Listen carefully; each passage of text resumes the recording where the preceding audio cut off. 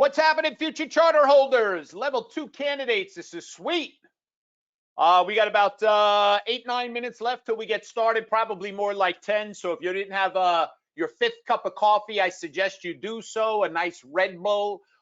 Get the Red Bull, put it with some coffee and sugar, and we'll be good to go. But for those of you that don't know me, my name is Peter Olinto. I will be with you tonight. We'll get started formally, but informally.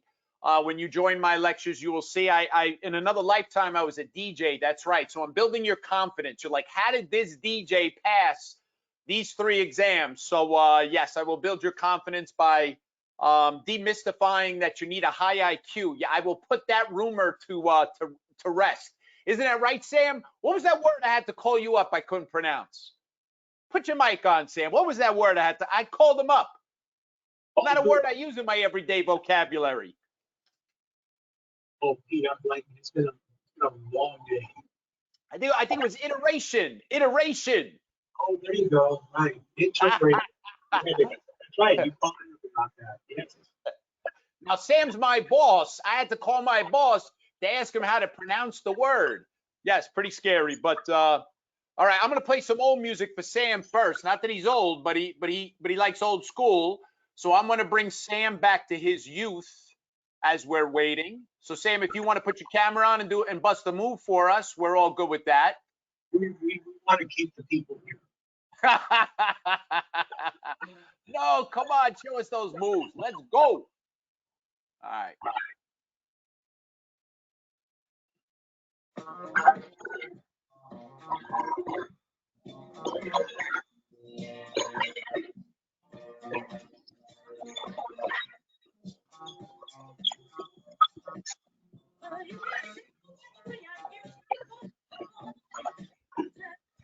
Somebody's mic's on. You're singing along.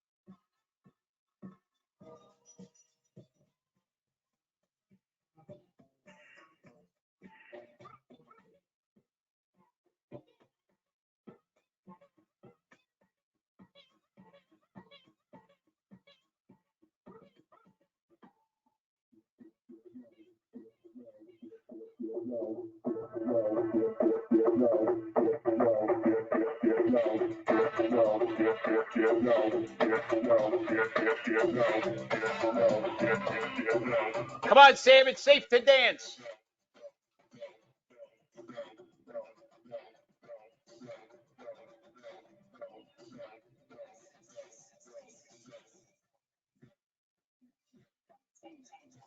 Five minutes. 5 minutes.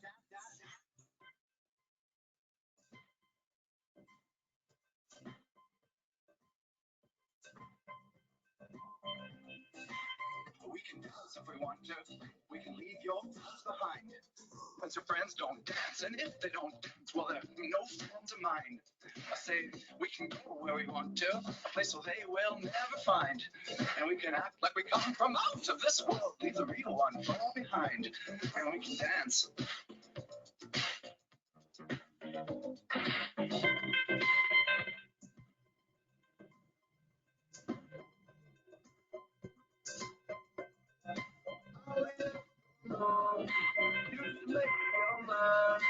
Take you back to my side. I'ma need the whole night and a little bit more. Let them know how you like it. We're going to need the whole night. Teach you multinational operations. Just letting you know.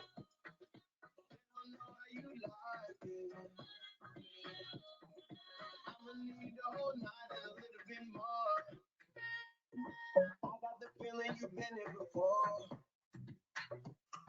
You need it tonight like a weekend ago. You in and you out and you playing the fool. We in need of a moment. Any requests? Type them in. You should make up your mind. Take you back to my shrine. Don't you pay them no mind. Let them be like. Uh-oh, somebody's calling me.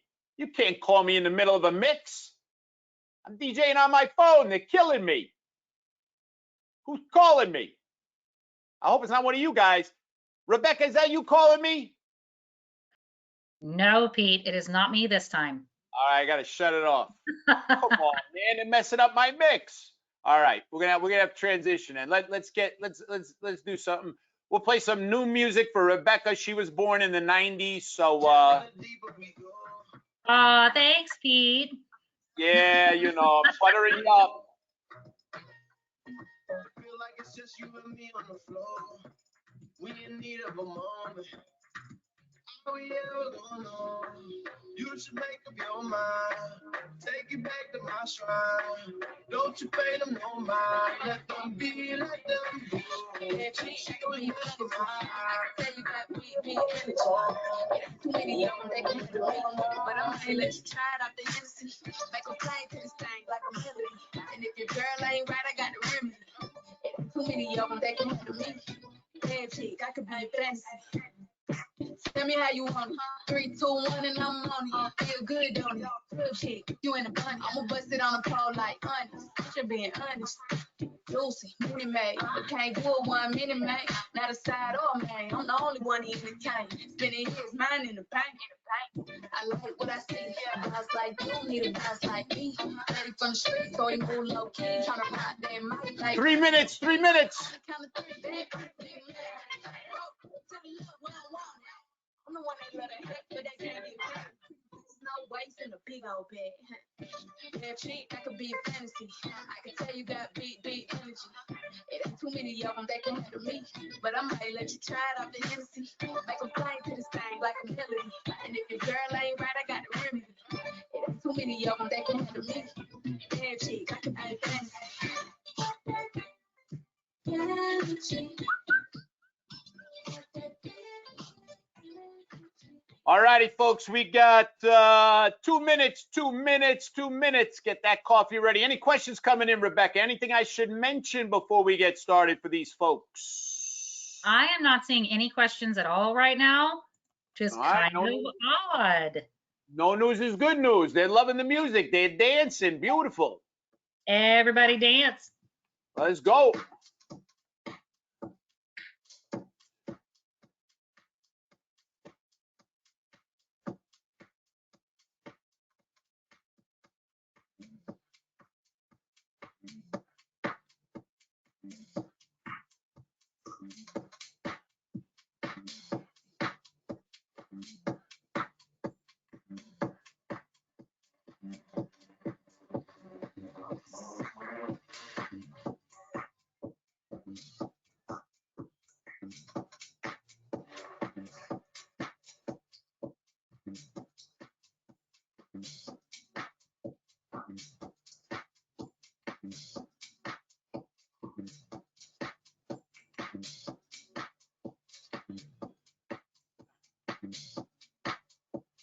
All right, some more music for Sam. Sam, are you ready? I gotta follow. Oh, here we go.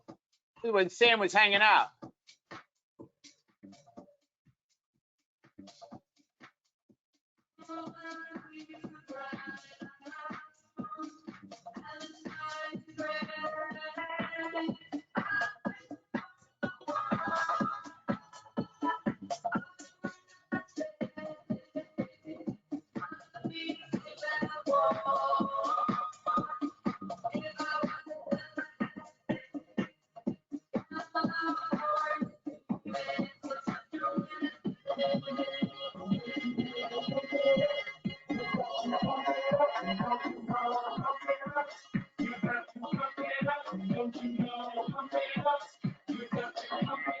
One minute. 1 minute.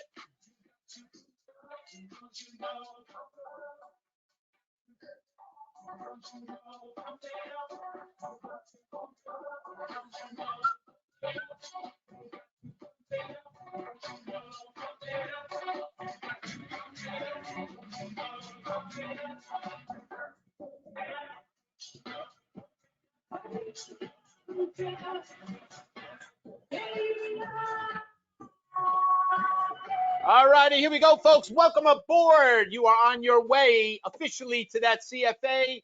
We really appreciate your time tonight. Although this is a free event monetarily, it's certainly not free in terms of your time, and we know that, so we plan on using your time wisely.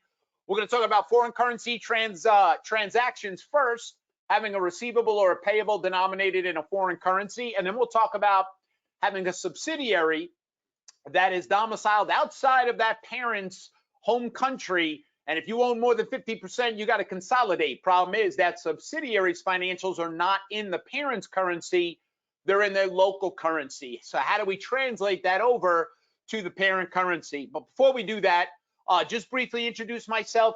Very, very happy to be a part of the UWorld team. So for years I taught CFA, more than 2 decades, but most recently with Wiley, and have been with Wiley for probably 6 or 7 years, but they were recently acquired by my friends at UWorld, and they are bringing together the talent that they had at UWorld with all the folks we had at Wiley to really put together something special. So very excited to be a part of this. My background real quick. So I got my start in accounting, so I'm a US CPA, got my law degree, so I have a JD, and obviously passed all 3 levels of the CFA. I'm a charter holder, probably most proud of my charter.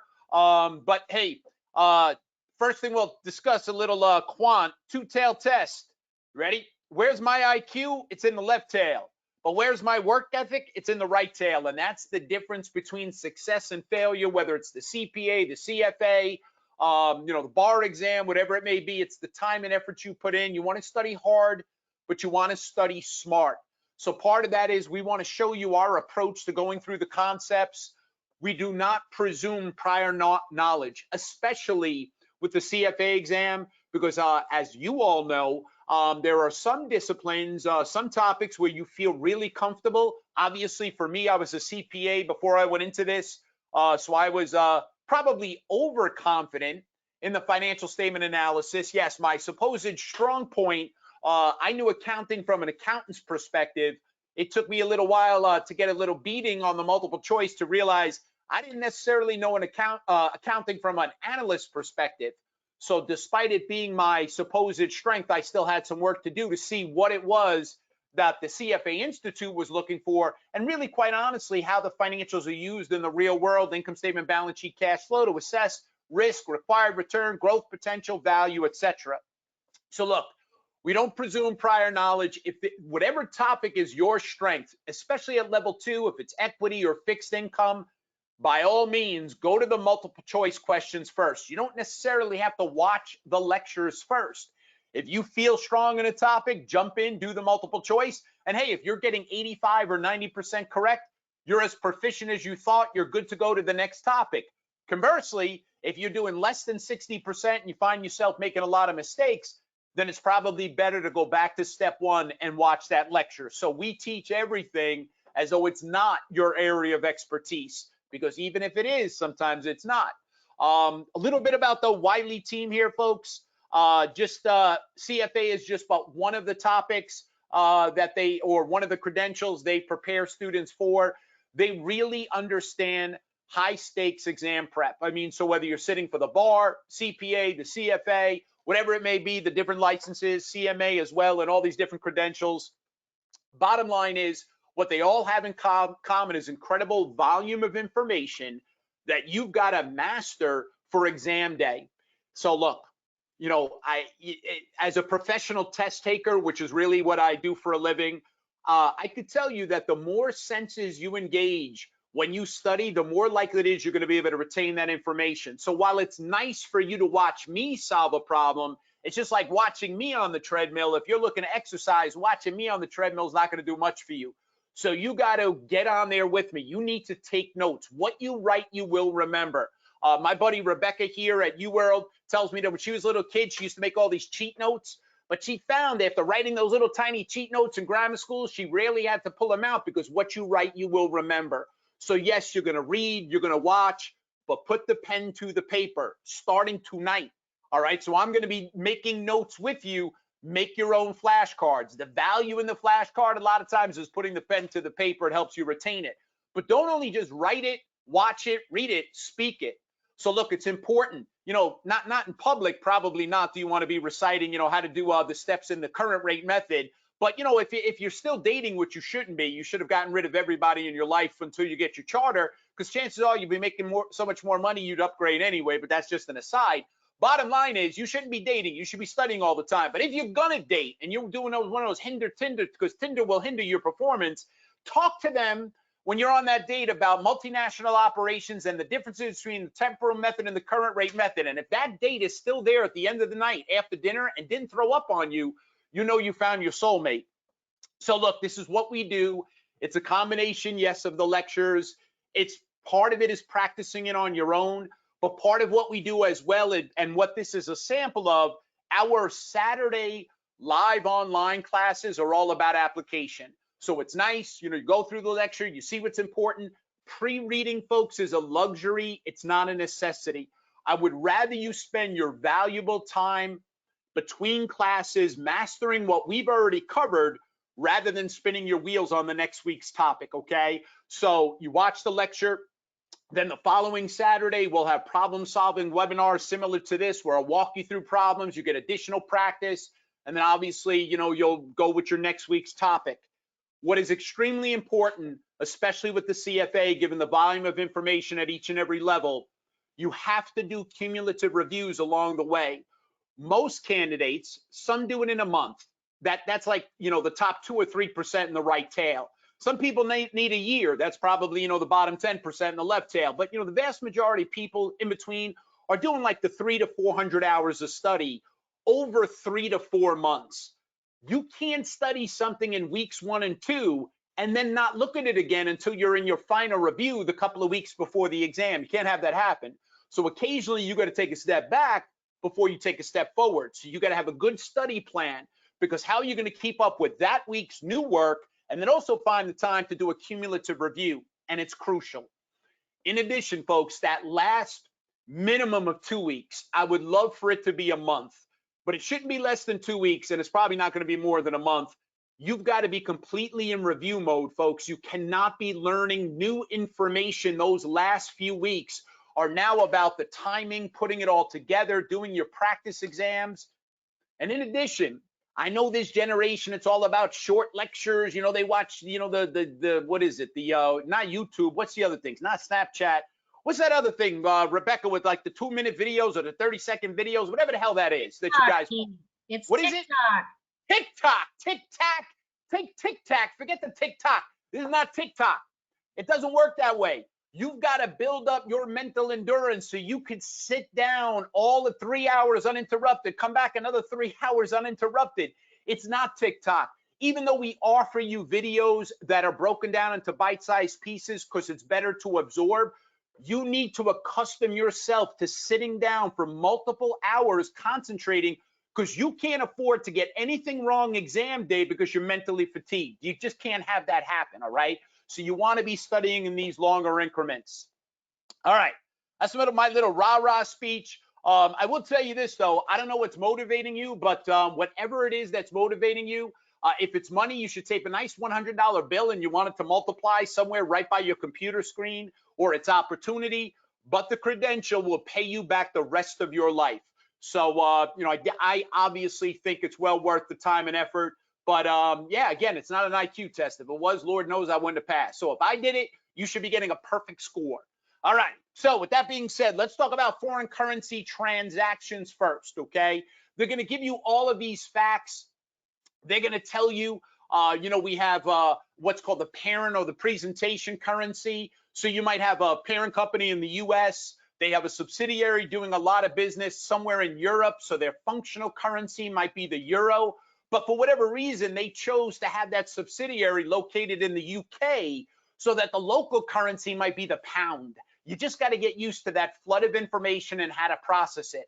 So the first thing is multinational operations, whether it's a foreign subsidiary or just a foreign currency transaction, get to know your currencies. So folks, the PC, the parent currency, or presentation, whatever you prefer. But that's where the parent company is, okay? I call that the presentation currency.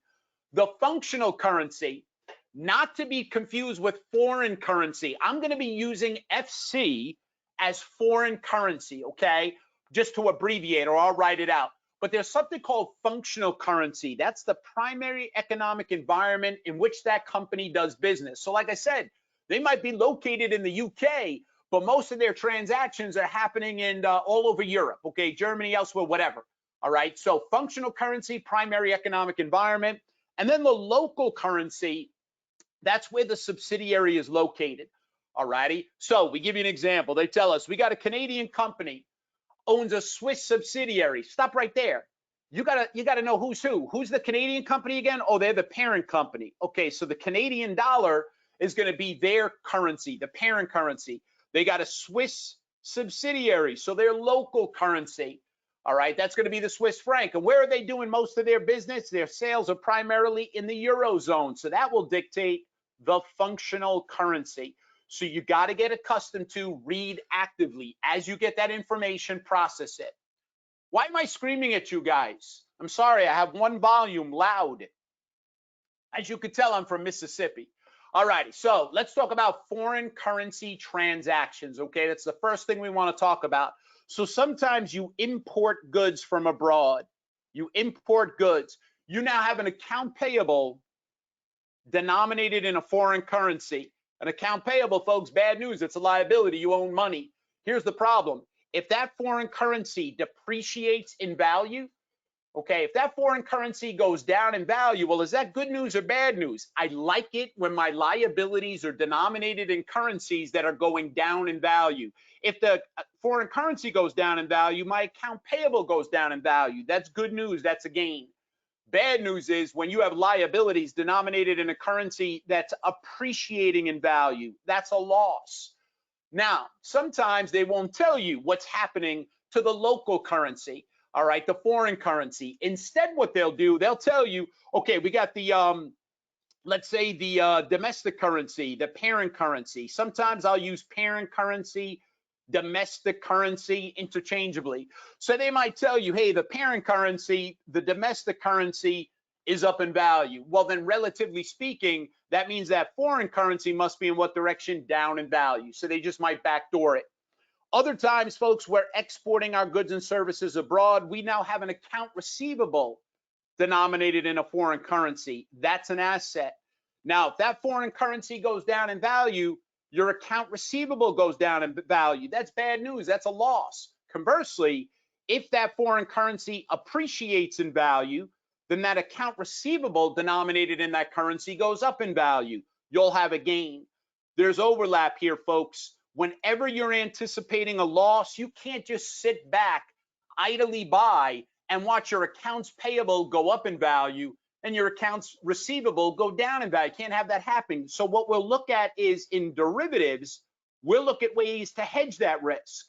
So if you have an account receivable denominated in a foreign currency and you think that foreign currency is going to go down in value, well, maybe we're going to sell the currency short. If you sell the currency and it goes down in value, well, then you'll have a profit from that derivative position, which can offset the reduction in value of your account receivable. Or if you got an account payable denominated in a foreign currency is going up in value, liabilities going up in value, bad news. So now maybe we're going to buy a contract, and if that foreign currency goes up in value, we'll use the profit on that contract to offset the increase in that liability. So this is actually 2 for 1, folks. You're going to see it again. All righty. Now, there are a bunch of dates going on. There's going to be what I call the TD, the transaction date. When did you buy or when did you sell the goods? Then if we haven't settled the transaction yet at the balance sheet date, we're going to have to record an unrecognized gain or loss given the change in the exchange rate. That's unrecognized, but nonetheless, you still have to record it for financial accounting purposes. Lastly, you'll have your transaction, your settlement date on that transaction. With your settlement date, that's when we'll have an actual recognized gain or loss, and then we actually recognize it.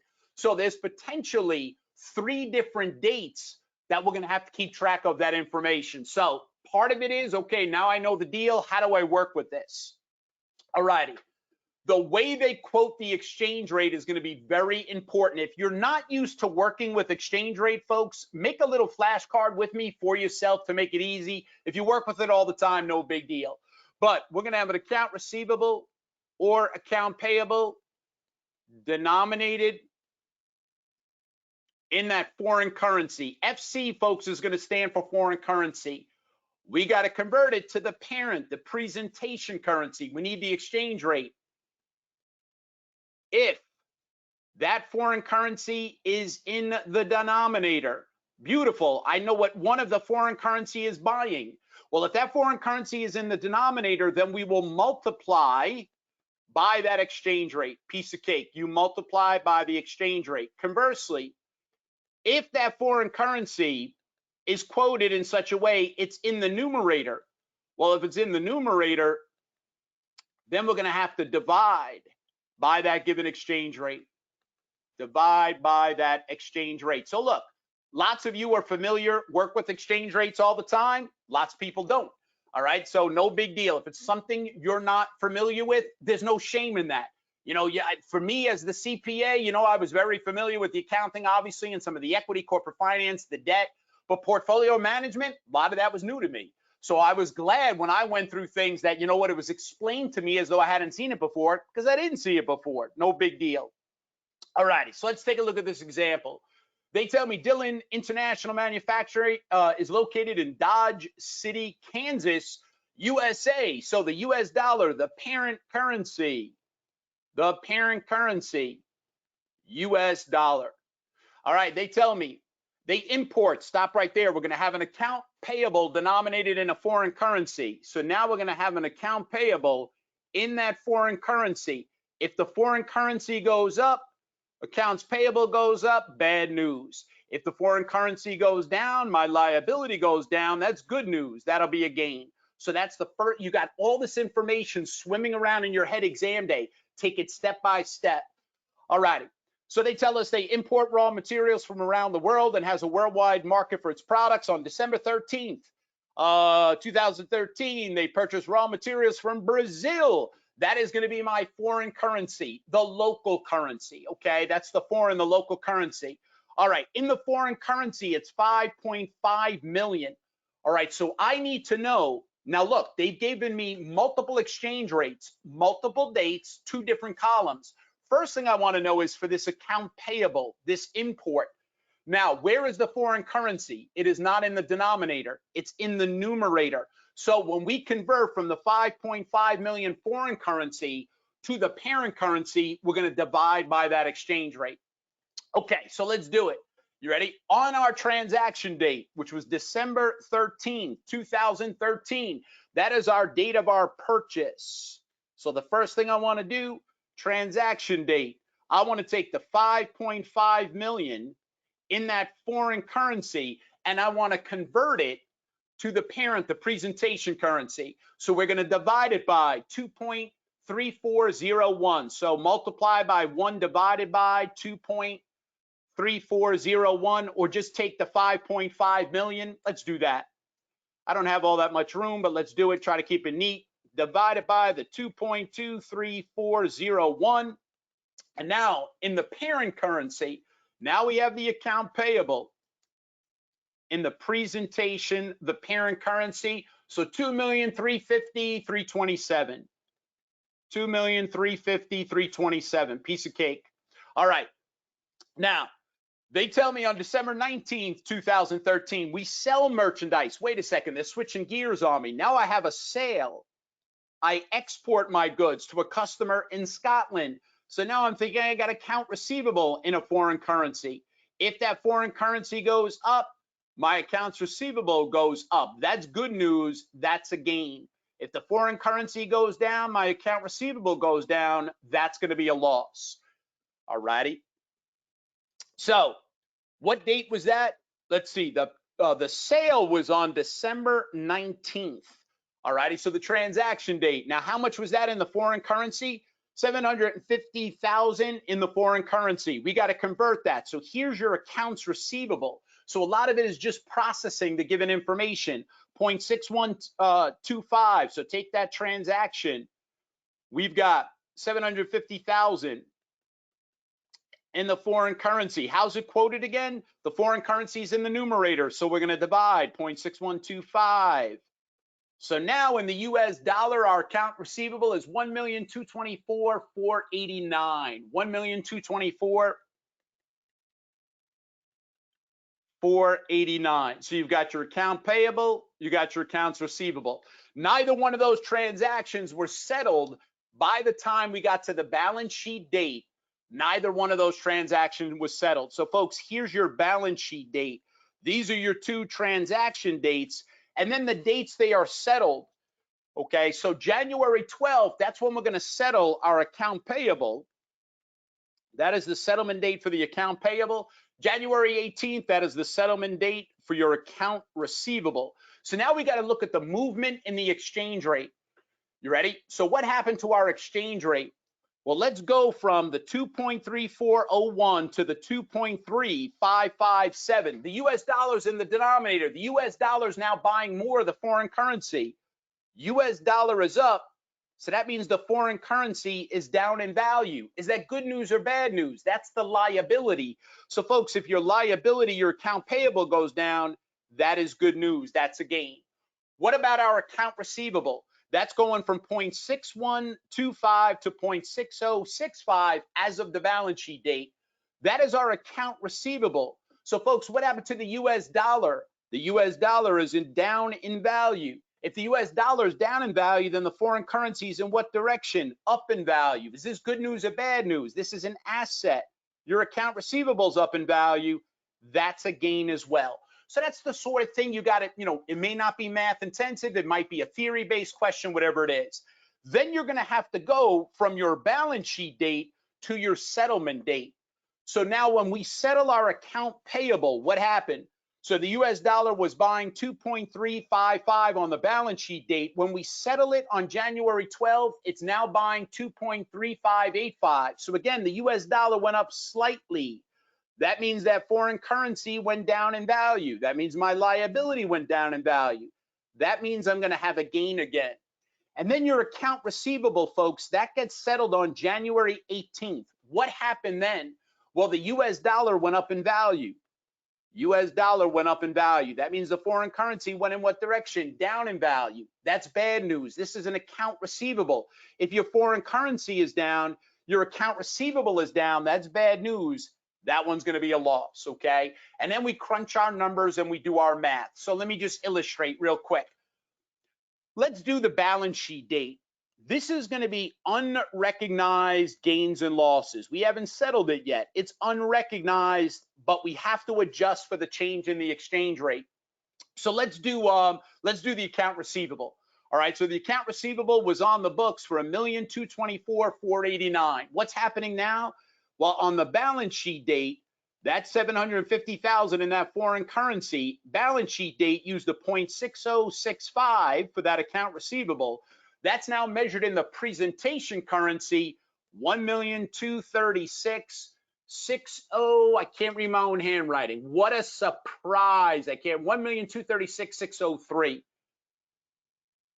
So now that's your account receivable at the balance sheet date. It went up ever so slightly, so we have a gain of 12,114. Realized or unrealized? Unrealized, okay? So we book it, but we obviously haven't settled it. Insofar as the account payable goes, you take your 2,350,327, and then we adjust for that 2.3557. So let's squeeze that in here.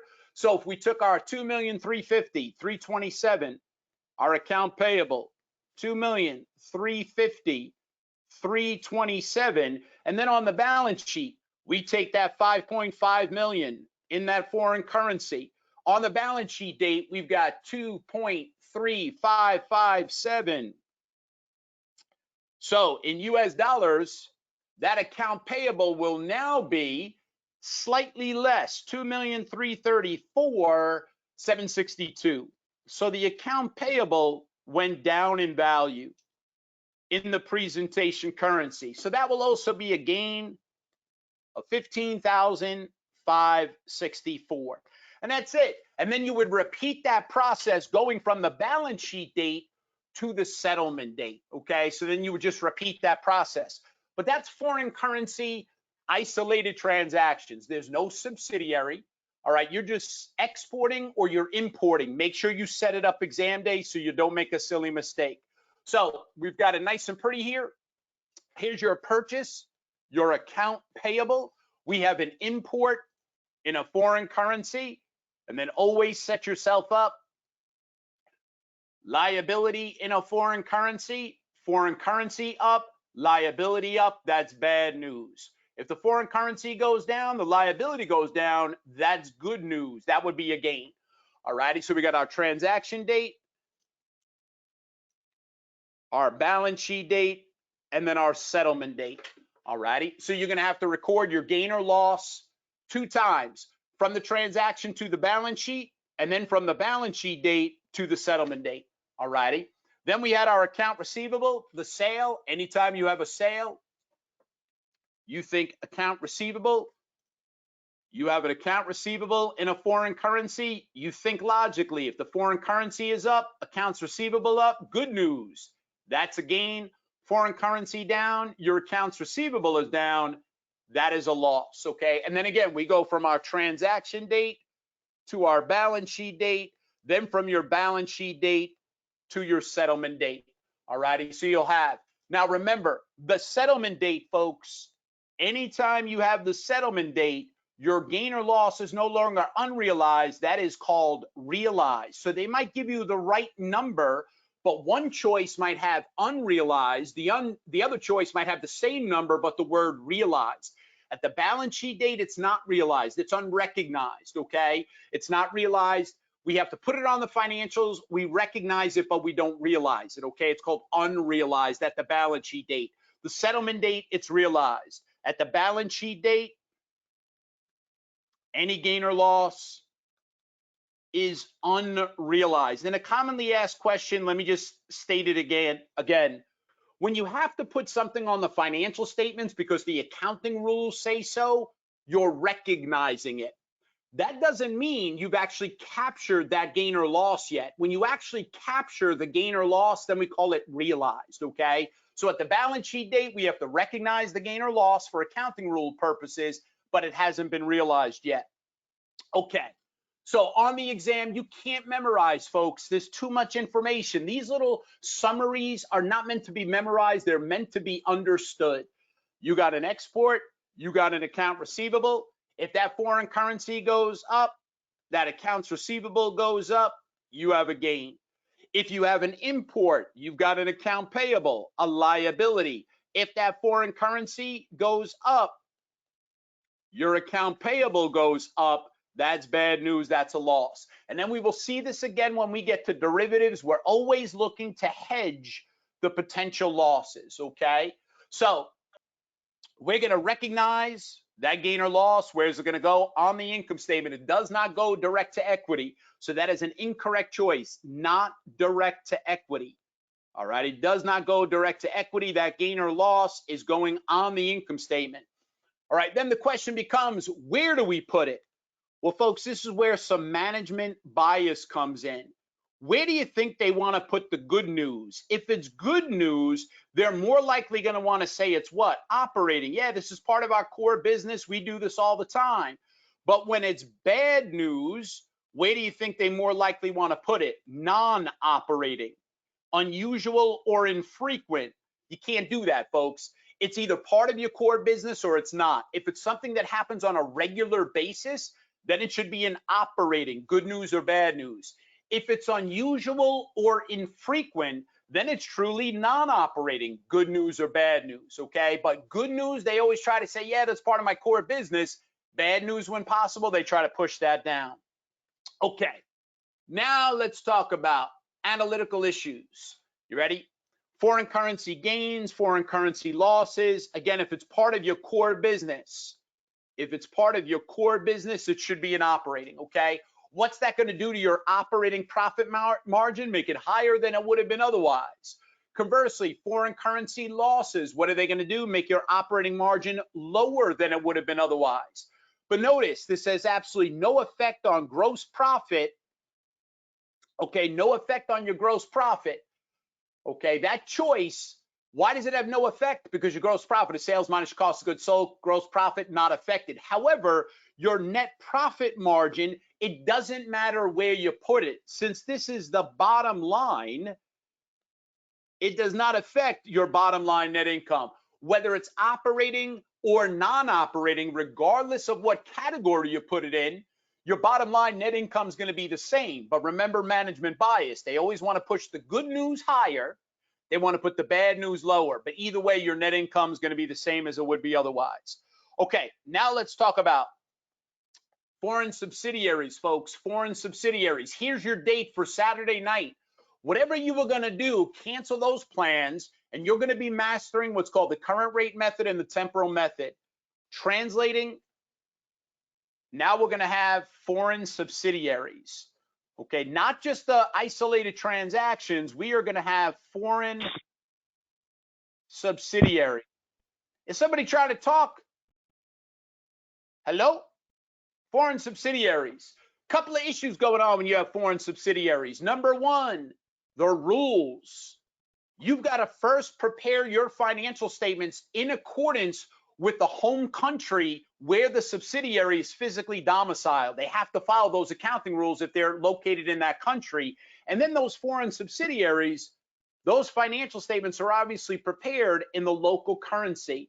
So we're not so much looking at the rules in detail, but understand, if you're located outside, let's say if you're located if the subsidiary's in the US and they're physically domiciled in the US, well, they're going to prepare their financial statements in the US dollar, okay? And chances are they'll be using US GAAP, and then you're going to have to convert to IFRS maybe, and then convert from the US dollar, the local currency, to whatever the parent currency is. All righty. Now, the functional currency, this is going to be very important when you read the facts. Step number one, what is the functional currency? That's going to dictate whether we use the current rate method or we use something called the temporal method. So step number one, when you do these multinational questions, you got to tell me, what is that functional currency?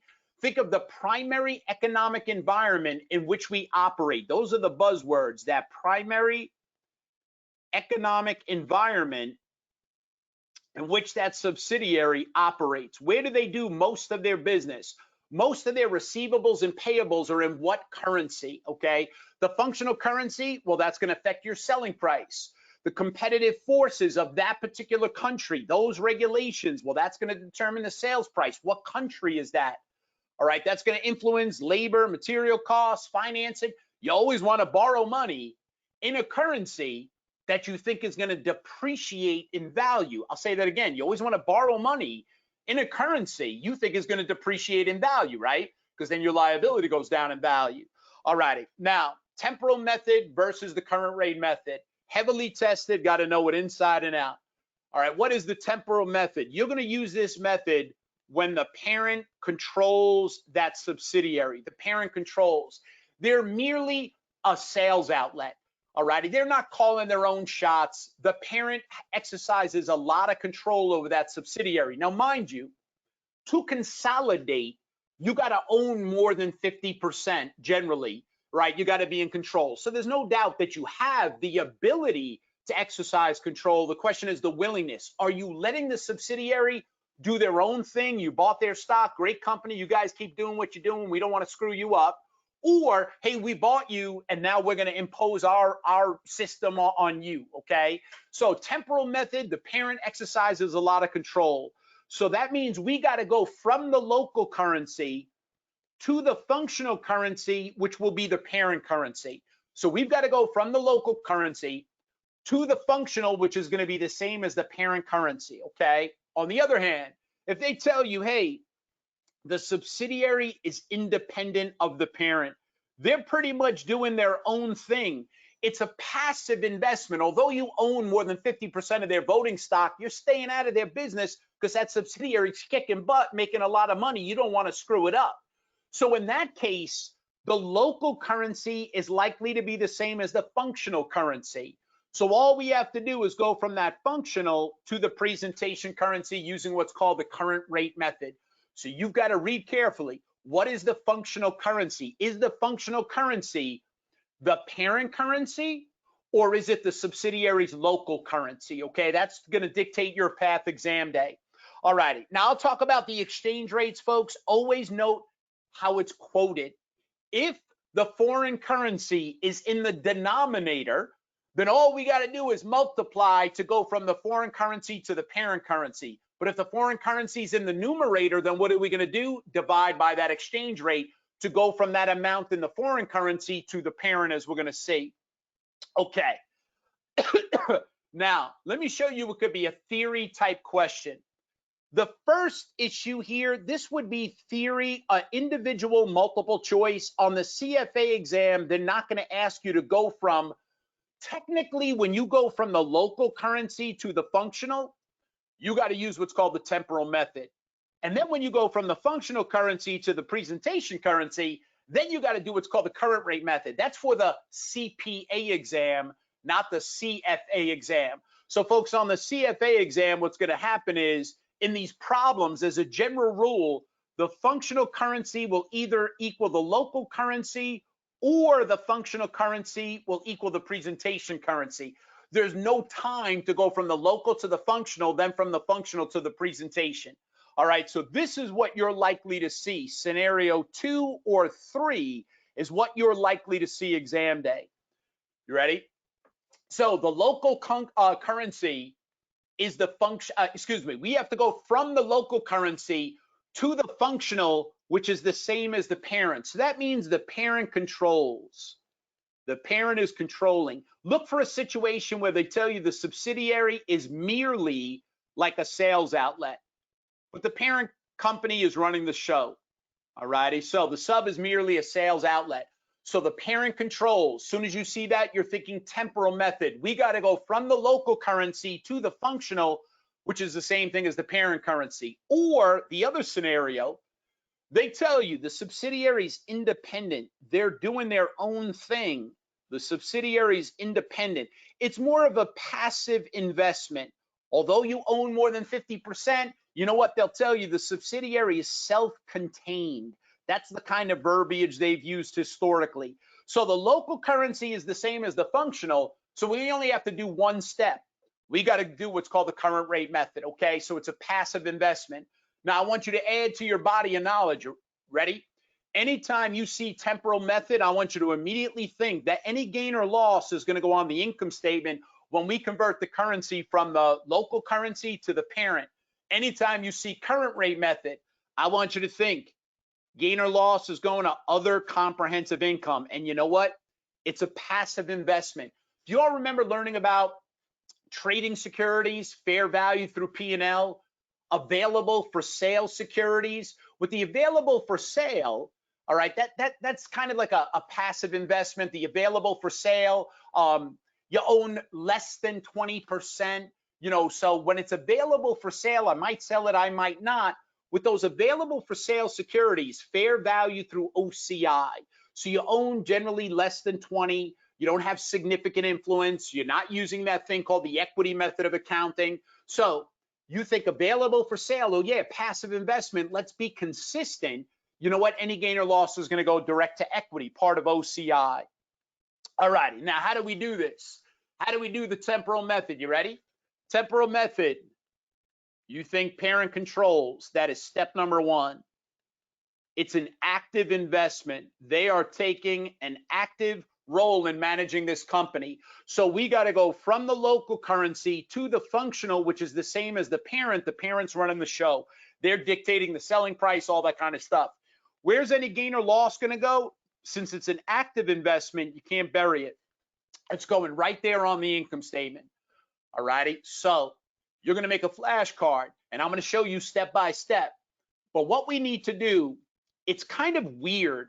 Normally, the order in which we prepare our financial statements is we do our income statement, then we do our statement of retained earnings, then we do our balance sheet once we know our ending retained earnings. Temporal method turns everything upside down. We're going to do our balance sheet first. Then we're going to do our statement of retained earnings, and then we're going to do our income statement last. It's really odd. that you do it in that order. Accountants love that stuff. They think that's so exciting because it was jammed into our head. Oh, the order in which you do the financials, this turns everything upside down. So if the CPA thinks it's exciting, guess what? Now you think it's exciting. So balance sheet first, then retained earnings, then income statement. All righty. So when we do the balance sheet, folks, we need to know monetary assets, monetary liabilities. Those are going to be translated using the current exchange rate, the year end exchange rate, okay, at the date we're preparing the financials. So the year end exchange rate. All right, that'll be the current rate as I'll show you. So your monetary assets are things like your cash, your receivables, okay? Most of your assets are not monetary unless you're a bank. All right, so most of your assets are probably not monetary. If you're a manufacturer, it's an inventory or PP&E, or maybe if you're a pharmaceutical company, you have intangibles. All right, but monetary assets. Then you've got monetary liabilities. Most of your liabilities are monetary. Okay, so it's pretty much all your payable, salaries payable, tax payable, interest payable, your notes payable, your bonds payable. It's all monetary, okay? Deferred revenues, non-monetary. Outside of that, pretty much all your other liabilities are going to be monetary. Okay, your non-monetary assets, your non-monetary liabilities. You do not use the current exchange rate. With your non-monetary assets and your non-monetary liabilities, you use the historical rate. Now, every inventory might have a different historical rate than the PP&E. The historical rate is generally the when acquired rate, if it's an asset, or when was the deferred revenue recorded. So the when acquired rate, that's different depending upon the inventory versus PP&E versus intangibles. When were those items acquired? That's the historical rate for that item, okay? So we'll talk about inventory, we'll talk about PP&E and intangibles. Your non-monetary liability, pretty much the only one you'll see on the exam. It's not the only one in the real world, but the one that's been tested, deferred revenue. All righty. Now, the other a major item I want to talk about is stockholders' equity, specifically paid-in capital. All right, your paid-in capital, both methods, paid-in capital. So both methods, whether it's temporal or historical, both methods use the historical rate when the stock was issued. All righty, when was the stock issued? That's the historical rate for the paid-in capital. So whether you're doing the temporal method or the all current, the current rate method, temporal or the all current, also known as the current rate method, I don't care, paid-in capital. You're always going to convert it from the local currency to the presentation currency using when was the stock issued, that rate. All righty, so step number one, we do the balance sheet. Okay, by the way, marketable securities, okay, I mentioned that earlier, marking to market value. So if you all remember when you studied in level one, maybe you do, maybe you don't, but would you own less than 20%, it's either going to be fair value, P&L, or fair value through OCI, what we used to call trading securities, fair value through P&L or held for trading. The available for sale is now called fair value through OCI. That's mark to market value. So folks, the cash, the receivables, the marketable securities, we're going to consider those items monetary in the sense that we're going to use the current exchange rate. Okay, now you do your balance sheet first. Okay, after you do your balance sheet, you'll do your statement of retained earnings. Okay, so balance sheet number one. So balance sheet first. Step number two, you're then going to do your retained earnings, all in the parent currency, So your beginning retained earnings plus your current year profit or loss minus your dividends declared. For your dividends declared, folks, you always use the date of declaration. Okay, the historical rate, when was the dividend declared? There's your ending retained earnings. Okay, now what's really odd, if you've already done your balance sheet, you're going to see your ending retained earnings. You already know from step number one, you're already going to have that number. So you know what we're going to do? We're going to force a particular profit or loss so that we can get the necessary ending retained earnings from step one. Okay, you're going to see how we're going to do that. Okay, the last step under the temporal method is the income statement. So that's step 3. We now do the income statement. All righty. So sales and most expenses. Sales and most expenses, we're going to use the average exchange rate. The average exchange rate, which makes sense. I mean, the transactions happen throughout the year, right? January, April, May, it happens all over the place. So we're going to use the average exchange rate during the year. Now, for the items that are on the balance sheet at historical cost, lower of cost to market, but historical cost, for your cost of goods sold, your inventory, eventually when it gets sold, we expense it, cost of goods sold, your PP&E, your depreciation, right? PP&E asset doesn't get expensed until the matching principal over time, the period's benefited, and then amortization, intangibles that have a finite life, right? If it has a finite life, maybe a patent, a copyright, a trademark, whatever it is, it might have a finite contractual life or legal life, we amortize those items. We're going to use the when acquired rate, to record that expense, the quote unquote historical, all righty, the historical rate. Now, inventory is very important, as you all recall from level 1. Remember the LIFO, FIFO? Well, FIFO, you sell the old, the unsold are the new. With the LIFO, you sell the new, the unsold are the old. This is going to dictate your exchange rate, folks. The method of accounting for inventory, they've got to give you an indication. Hey, the stuff that we haven't sold, was that recently acquired, or is that stuff we acquired at the beginning of the year? They have to give you that information, okay? They have to tell you that. Now, for simplicity, they might tell you, hey, the inventory is bought and sold evenly throughout the year, whatever. So then, you know what? The cost of goods sold might be an average rate, and probably should be in the real world. I mean, LIFO, do you think everything you sold was purchased at December 31st? I don't think so. All right. So, but they got to give you an indication, as we'll see. All righty. Any gain or loss, temporal method, since we are actively involved, where is that going?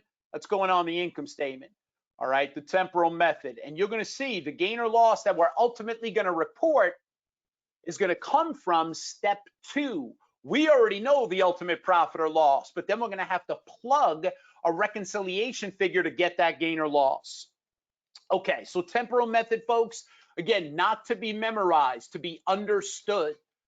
Okay, so sales and most expenses, what are we doing? The average rate, but the cost of goods sold, the depreciation, the amortization, what are we using? The when acquired rate. The historical means when acquired rate. All righty, so your balance sheet, temporal method, here's a little summary. Monetary assets and monetary liabilities, we're going to use what exchange rate? Use the current. Non-monetary assets, historical. Deferred revenue, non-monetary liabilities. The historical, that'd pretty much be your deferred revenue. All righty. So let's do it now. Let's not do the current rate method. Let's nail down the temporal method. Let's look at an example, and then we'll come back and compare and contrast, and then we'll actually do the current rate method. So what I'd like you all to do, we're going to jump ahead here. We're going to take a look at these facts. All righty. Now, if I'm taking the exam, especially level 2 with the problem, same thing in level 3, you cannot read the facts first. You have no idea what to do with this mountain of information. When you have a vignette or a case, it's not like a multiple choice where you have just a couple of lines and then you get to the question stem. And even then, sometimes legalize cheating. What do they want me to do with all this information? So they give me an income statement. I see a balance sheet. I see exchange rates. And then I get to the question stem, all right? So let me get to the problems. So you all may need to take a snapshot, but let me get to the question. All right, they tell me they use FIFO. That's relevant if you're doing the temporal method. That is relevant, all right? So if we're doing the temporal method, I need to know my method of accounting for inventory, all right? So that is relevant under the temporal method. You'll see If we're doing the current rate method, the method of accounting for inventory is irrelevant, as you'll see later. So FIFO, first one's in, first one's out. We sell the old, the unsold are the newer items, okay? What's in ending inventory, the newer items. So that's what would be an ending inventory, okay? There's no intent to deceive. They just want to make sure you know which exchange rate to use, so they'll make it very obvious. All right, so it's FIFO. The goods sold in 2014 were purchased evenly between November 2013 and August 2014. Okay, so I got to find the exchange rate for the cost of goods sold. They're telling me what was sold, so I'm going to have to find that exchange rate. Okay, then they specifically tell me the goods in ending inventory were purchased between September and December. Well, that'll tell me my exchange rate for the ending inventory. So that'll tell me what exchange rate to use for what is an ending inventory. Okay, no problem. They paid no dividends. Now, in this example, there's no dividends, but when you work problems, folks, the goal is to review the rules in their entirety. So even though there's no dividend, I'm still going to put it in my formulas. It's just not applicable. For dividends, you always use when was it declared. So that's the historical rate. When was it declared? Both methods, when was that dividend declared? Okay, but not applicable here. All righty. The value of Bautista's retained earnings on St. John's consolidated balance sheet. St. John's is the one consolidating. They must be the parent company. So this is my last year's ending. That's this year's beginning retained earnings for the subsidiary in the parent currency. You'll see how that's going to be important in a second. All righty. Assume first that the functional currency let's see, and we got the, let's see. So, all right, so now I want to see, they're telling me what my functional currency is, all righty? So let me see who's who, what's what, where are they? So now I'm going to go back here. So they tell me St. John's. Oh, they're telling me how to pronounce it. St. John. Okay, whatever you say. All right, St. John's is the parent company. That is the presentation currency. All right, so the parent currency, the presentation currency is the pound.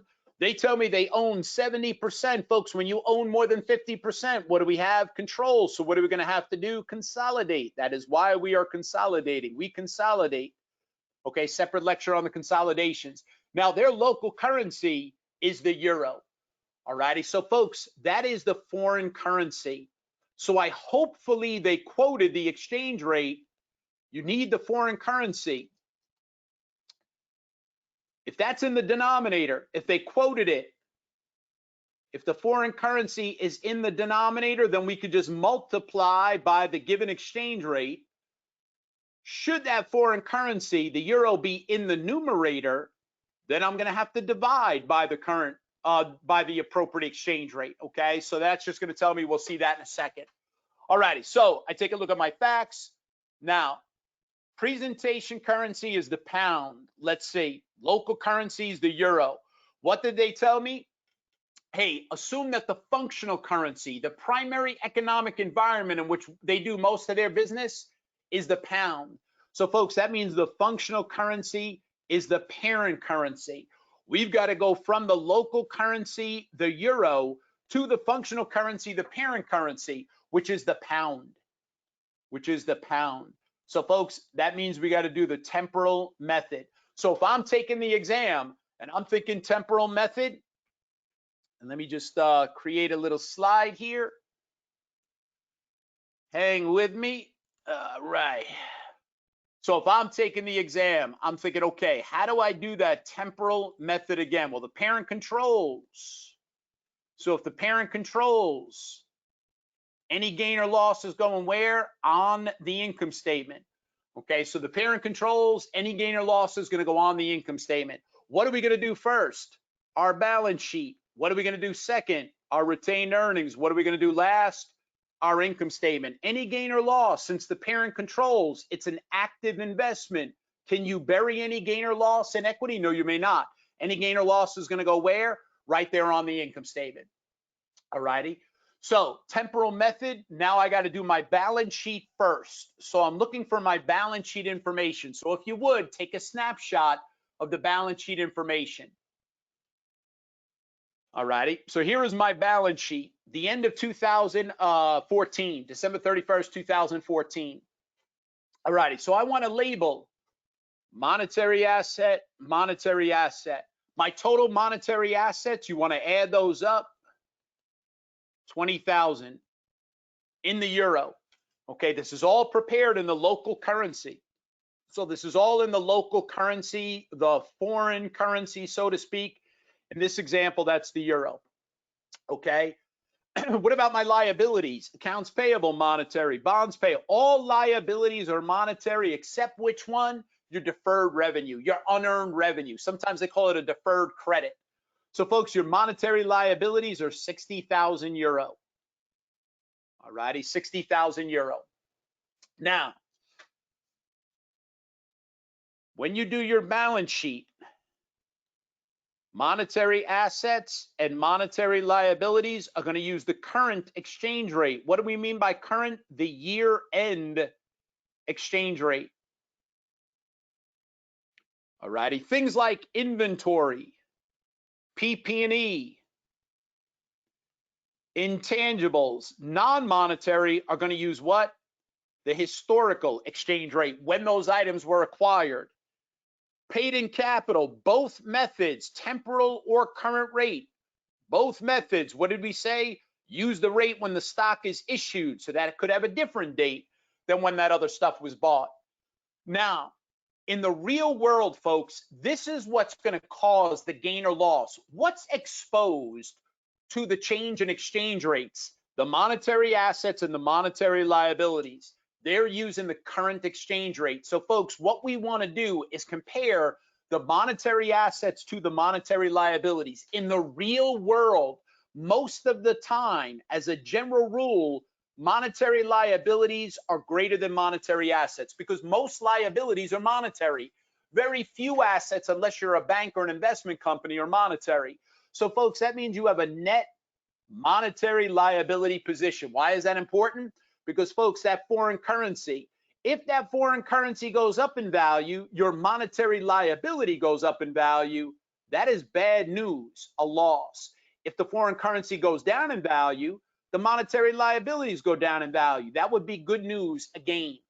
If it happens that your monetary assets are greater than your monetary liabilities, the company has very little leverage. So they did not borrow a lot. They have very little leverage. Okay, they're almost predominantly financed with equity, so very little liabilities. Okay, so if your monetary assets are greater, then you have a net monetary asset. Now your foreign currency, if your foreign currency goes up, monetary asset goes up, that's good news, that's a gain. Conversely, if the foreign currency goes down, your net monetary asset goes down, that's going to be a loss. But it's not as simple as looking at the year end, folks. What you need to do to be exact, you need to understand what is your beginning net monetary position, your beginning net monetary position. Okay, is it a monetary asset or monetary liability at the beginning of the year? Multiply that by the end of the year exchange rate minus the beginning of the year exchange rate. That'll tell you whether you have a gain or loss for the monetary assets and liabilities that were outstanding as of the beginning of the year. Then you got to find your change in your net monetary position. Did your monetary asset go up or down, or your net monetary liability go up or down? That gets multiplied by your ending exchange rate. Whoops. Didn't want to do that. That gets multiplied by your ending exchange rate minus the weighted average exchange rate, because the change in the position happens throughout the year. That'll tell you whether you have a gain or loss. Now look, if you have an asset position that goes up and the foreign currency went up, that's great. But if your asset position went up in a currency that's depreciating in value, that would be a loss, okay? You don't have to do this level of detail, but I need you to understand it's not as simple as knowing the year-end net monetary position, okay? It's not that simple, because what's really going to influence it is the beginning of the year net monetary position, okay? So just as an FYI. All righty, so I'm ready to do it. Are you ready to do it? I'm ready to do it. Let's go. Balance sheet, step one. Ready? Temporal method. So step one, let's do the balance sheet. You ready? Your assets have to equal your liabilities plus your equity. All righty. I need to know what are my monetary assets. They're all going to use the current exchange rate.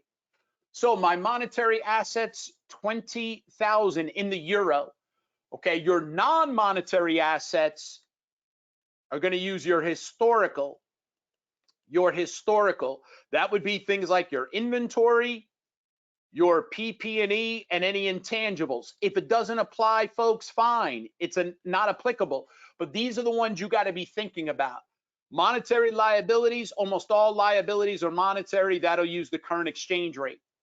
Your paid-in capital, whatever that is, you're going to use the historical exchange rate. When was that stock issued? Your ending retained earnings, you're going to see is your plug figure. That's going to be your plug figure. So that's how I set it up. All right. Now, let me look at my exchange rates during the year. What were my exchange rates? So here's my given exchange rates. Now, remember, what is our local currency, our foreign currency? The local currency. The foreign currency. I don't want you to think I'm dividing. The local, AKA the foreign currency. That was the euro. How is this quoted? The local currency is in the denominator. So folks, we can simply multiply by the given exchange rate to go from that amount in the local foreign currency to the presentation. All righty. December 31, 2014, folks, that's your current exchange rate. That's your year-end current exchange rate. All right, your year-end, so to speak. January 1, that is your beginning of the year. Okay, January 1 is the beginning of the year. All right. Now we got the 2014 average. Now, what was this all about? Oh, yeah, the November to the August. You'd have to go back and look, but that's what we're going to use to get our cost of goods sold. The September through the December, that's what we're going to use for our ending inventory. Okay, they told us about the FIFO information that, hey, the stuff that was sold happened here. The stuff that was unsold, we bought at that time frame. Okay, now let's take a look at these other dates. This April 18th, 2006, that little asterisk. Oh yeah, that's the historical for the intangibles. That's the historical. June 21, 2004, that's when we bought our PP&E. So that is the historical for the PP&E. When was the stock issued? May 5th, 2004. So that is my paid-in capital. That's the historical. Beautiful. So now I know what I need to do. By the way, what is my change in my exchange rate from the beginning of the year to the end of the year? The euro was buying 0.83 pounds. It's now buying 0.78 pounds. Folks, that local currency, the foreign currency, went down in value. It's buying less of the pound. If you had throughout the year, if you had a net monetary asset throughout the year, and that foreign currency is going down in value, that's bad news. You'd have a loss. If you have a net monetary liability, on the other hand, and we know that foreign currency went down in value, that would be a gain. But remember, you can't just use the year end. We need the beginning of the year. We do not know. We do not know the beginning of the year monetary asset or monetary liability. So I can't forecast, I cannot forecast if I'm going to have a gain or a loss, because I do not know the beginning of the year position. That's critical if you're going to forecast the gain or a loss. Okay, if I knew that information, then I can forecast gain or loss. We do not have that here. Okay, so I just wanted to point that out. All righty, so there are your exchange rates. All I'm going to do now is just plug in from this balance sheet. Okay, I'm going to be taking these numbers straight off the balance sheet. PP&E, intangibles, your inventory, all that good stuff. So here we go. Let's do it together. So my monetary assets in the local currency, 20,000 euro. The local currency was the euro. The current exchange rate, let's see. I can't read my own handwriting. You got to be kidding me. Let's see. The current 0.7825. There we go. Current exchange rate. We can multiply because the local currency is in the denominator. So folks, in the presentation currency, 15,560. My inventory, 25,000 in the local currency. Using the exchange rate when that was purchased, 0.7893, that gets you 19,733 in the presentation currency. PP&E, let's see, that was 60,000 in the local currency using the exchange rate when that was purchased, 0.6601. That gets me 39,606. And then lastly, the intangibles. Let's see, the intangibles were how much? 10,000. And then using the exchange rate when the intangibles were purchased, 10,000. That historical exchange rate, 0.6922. So that gets you in the parent currency, 6,922. So folks, add that all up. We've got 66,261. So what are total assets in the presentation currency? Your total assets in the presentation currency, I got that to be 81,911. All right. Now my liabilities, all my liabilities were monetary. All righty. So 60,000, multiply that by the current exchange rate, 0.7825. So now in the parent currency, what are my total liabilities in the parent currency? Total liabilities in the parent currency, 46,950. So I know my total equity, residual interest, the difference between my assets and my liabilities, my equity's got to be 34,961 in the presentation currency. All righty. Now, paid in capital, we use the historical. In the local currency, 15,000. When the stock was issued, the exchange rate was 0.6738. So folks, your paid in capital in the presentation currency has got to be 10,107. 10,107 in the presentation currency. So look, I know my total equity. I know my total equity has to be 34,961 because we know our assets minus our liabilities. I now know my paid in capital is 10,107. So I can infer my equity has to be 24,000, excuse me, my ending retained earnings has got to be 24,854. That's got to be your ending retained earnings. It's got to be. So there is your ending retained earnings. All righty. We know what total equity has to be. We know what the paid in capital is in the presentation currency. Therefore, my ending retained earnings, 24,854. Step one is complete. I go to step two. My statement of retained earnings, all in the presentation currency.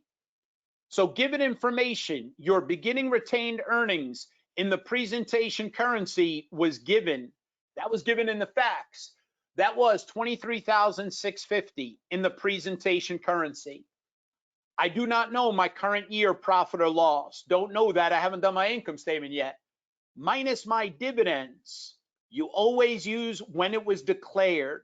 Both methods, not applicable. But I know my ending retained earnings. I've already figured my ending retained earnings has to be what amount? 24,854. So what's got to be your current year profit? 24,854 is where it needs to be versus 23,650. There's no dividends. So your current year profit has to be a plus 1204. That's got to be your bottom line. That's going to go to step three. Okay, our income statement. Okay, now let's go back to our income statement. You ready? Step three.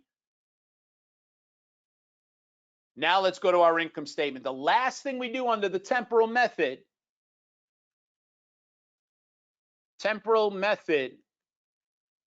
step three is your income statement. Now, sales and most expenses, sales is going to use average. The cost of goods sold, when was it acquired? The SG&A, average. The depreciation, when was the PP&E acquired? That historical rate. Your intangibles, when was that acquired? Your interest, your average, your taxes, your average. All righty. So what we need to do now is take these amounts and multiply it. Since they gave me the foreign currency in the denominator, all I have to do is multiply. So your sales times the average, 0.8062. Now we're going to get all these numbers in the presentation currency, 36,279. The historical for the cost of goods sold. When was the inventory sold? When was that bought? They said use this exchange rate, 0.8193. So that's 24,579. You could find your gross profit if they ask for that. Your average exchange rate again, 0.8062. So my SG&A, 4,031, I believe, or my handwriting, I can't see, but 4,031, I believe. Let's see, depreciation, when was that PP&E bought? When the exchange rate was 0.6601, 1980. Your amortization, when was the intangibles purchased? The intangibles, when it was 0.6922, that's the historical for that. So that's 346 in the parent currency. Interest expense, sales and most expenses, use the average, that's 1612. And then lastly, your income taxes, using your average, 0.8062. So that gets us to 1612 as well. So what does it look like our net income is? Well, it looks like I got a subtotal here. I've got a subtotal. It looks like my net income would be 2119, but per step 2, we already know profit must be, because we've already calculated it, we know it's got to be 1205 or whatever it was, 1204, 1205. So how are we going to get from 2119 down to the 1205? Well, we are going to have a loss right here on the income statement. I got to go from 2119 down to 1205. I've got to record a loss of how much? 914. Right here on the income statement, I'm going to record a loss of 914. All righty. And that's it. That's how you do it, temporal method. So a couple key things to remember. Any gain or loss is going where? On the income statement. So immediately, any answer choice that has a gain or loss going direct to equity is wrong. And if we knew the beginning net monetary position, we would be able to forecast that gain or loss confidently, but we don't know the beginning net monetary position. So I only know the ending position. Okay, I know my ending balance sheet. I know my monetary assets are 20. I know my monetary liabilities are 60. All right, so you have a net at the end of the year. We have a net monetary liability, but I do not know the beginning of the year. I don't know. So I could not confidently tell you, just based upon the change in the exchange rate, whether or not I'm going to have a gain or loss on that income statement. Okay, you need the beginning of the year information or you can't do it. All righty. Now, that's all the temporal method. Fine and dandy. Now let's do the current rate method. How do we do the current rate method? You ready? So let's go backwards in time. Exciting stuff. Right? Current rate method. Here we go. So with the current rate method, what are we thinking? You ready?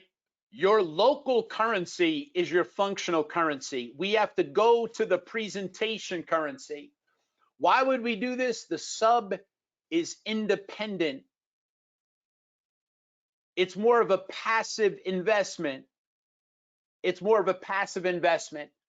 Alrighty, so the parent is not exercising, although they could, they're not exercising a lot of control.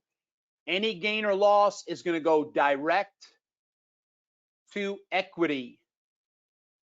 It's going to go on the balance sheet. It's going to be part of your other comprehensive income. Remember, most gains and losses go on the income statement, but there are certain gains and losses they don't want on the income statement. They go direct to equity. This is one of them. Okay, this is one of them. All righty. Just well, yeah, I would just go with that for now. Okay, so when you do the current rate method, standard approach, you do your income statement, then you do your retained earnings, then you do your balance sheet last. Okay, so on your current rate method, it's income statement, then retained earnings, then you do your balance sheet last. Okay, now income statement.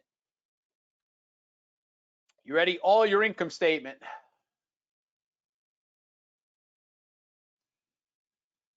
Since activity happens throughout the year, technically it's your historical rate, but since the income statement, you know, your sales and all your expenses, assuming you're doing business throughout the 4 quarters, throughout the 12 months, your historical is actually an average rate. So all income statement items, all income statement, whether it's revenue or expenses, it doesn't matter. What are we going to use? The average exchange rate.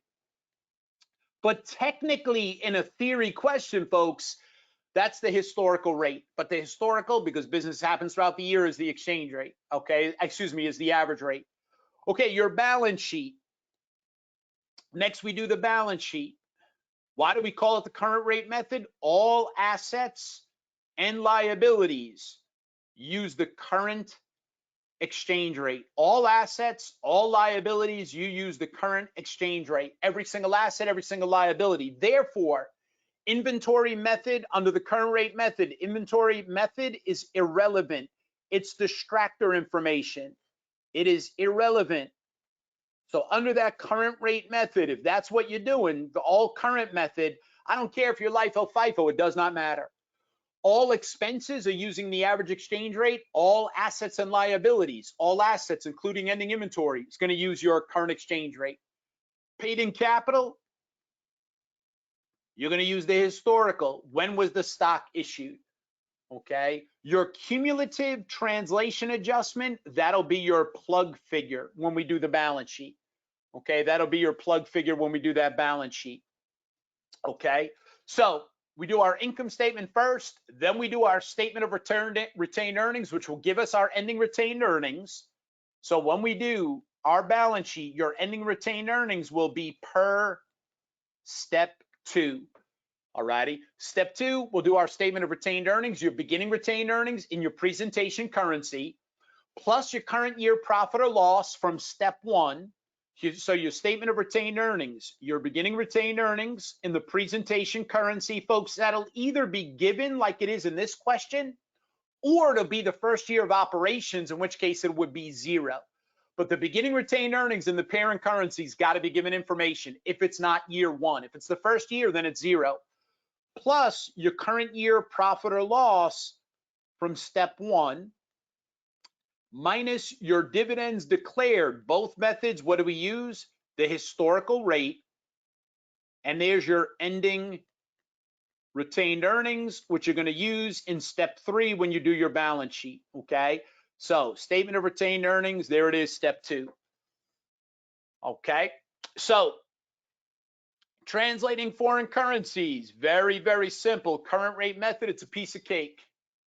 You're going to be able to do this a lot faster exam day. Okay, you're going to be able to move a lot faster. So step number 1, current rate method. Why are we doing current rate method again? Because the subsidiary is independent of that parent. They're self-contained. The local currency is the functional currency. We have to go to the presentation currency. Any gain or loss is going where? Direct to equity. What's step number 1? Income statement. Average rate. Okay, the average rate, because all of those transactions are assumed to happen throughout the year. Okay, so all income statement accounts, we use that average exchange rate, piece of cake. All righty, step number 2. Statement of retained earnings. All in the presentation currency, all righty? So you've got your beginning retained earnings, plus or minus your current year profit or loss from step 1. Current year profit or loss from step 1, minus your dividends declared at the historical rate. And there's your ending retained earnings that will be using in step 3. Step 3, your balance sheet. Your last step. Step 3, balance sheet. All assets and liabilities, why do they call it the current rate method? Because you use the current exchange rate. The current exchange rate is what? The year end. All right, so just watch your dates. That is your year-end exchange rate. So I don't care if it's monetary or non-monetary. It doesn't matter. What's not using the current exchange rate? Don't forget, folks, both methods, paid in capital, both methods use what? The historical rate. All righty. Ending retained earnings, we're going to get from step 2. Ending retained earnings will be per step 2, and then you're going to plug the cumulative translation adjustment, all righty, to make your balance sheet balance, to make balance sheet balance. That'll be your plug figure. More to come on that in a second. Okay, so there are your steps involved with the current rate method. All righty, so I'm going to open up new little fresh page here so we can do our current rate method, and away we go.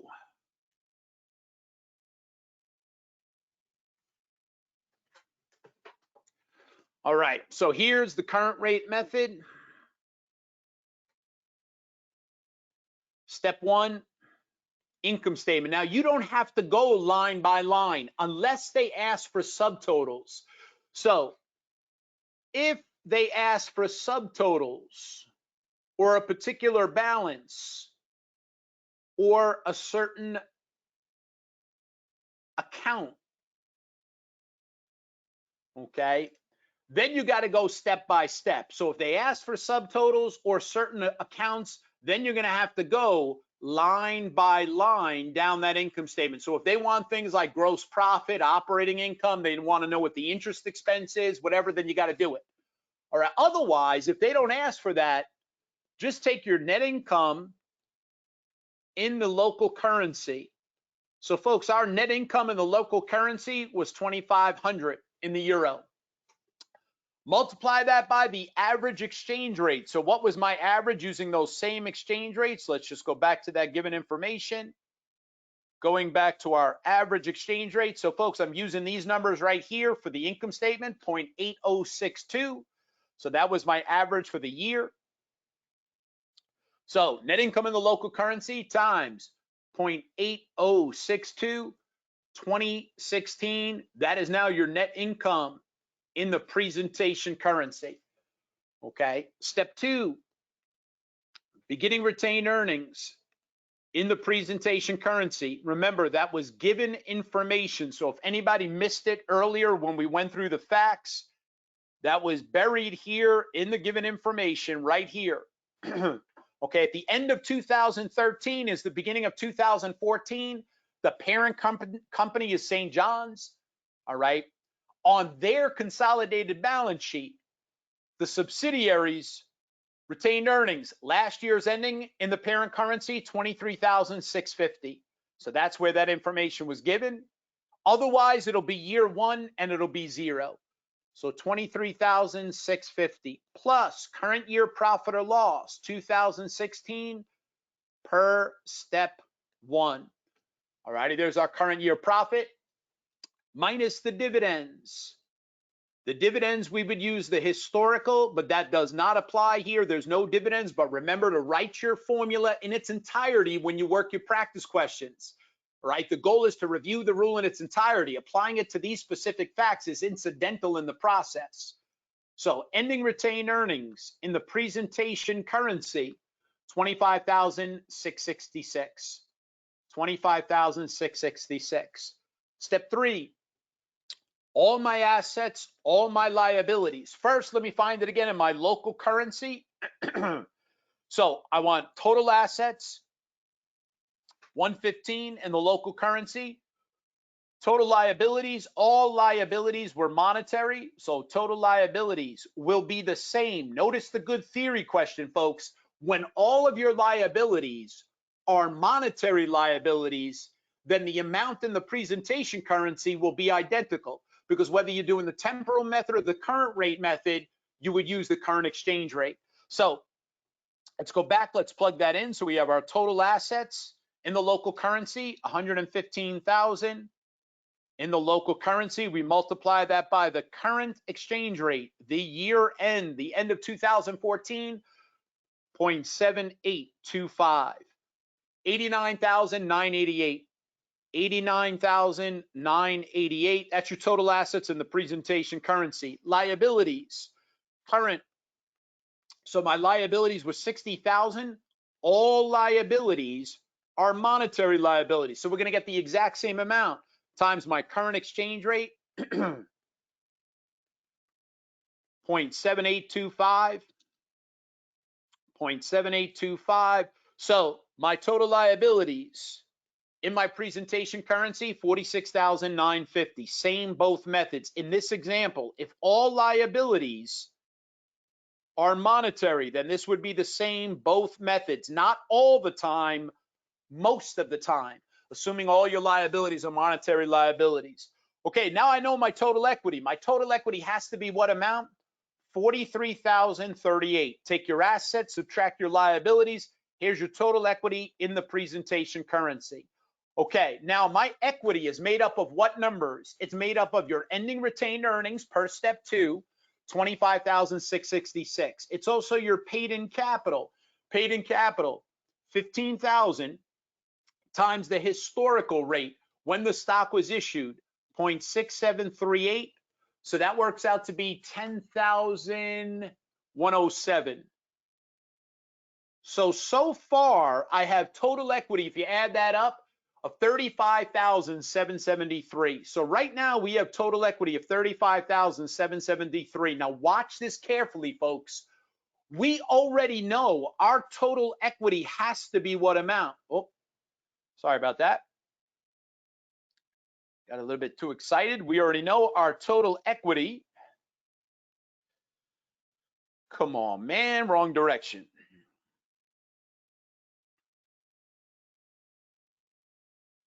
Sorry about that. Oh, that's temporal.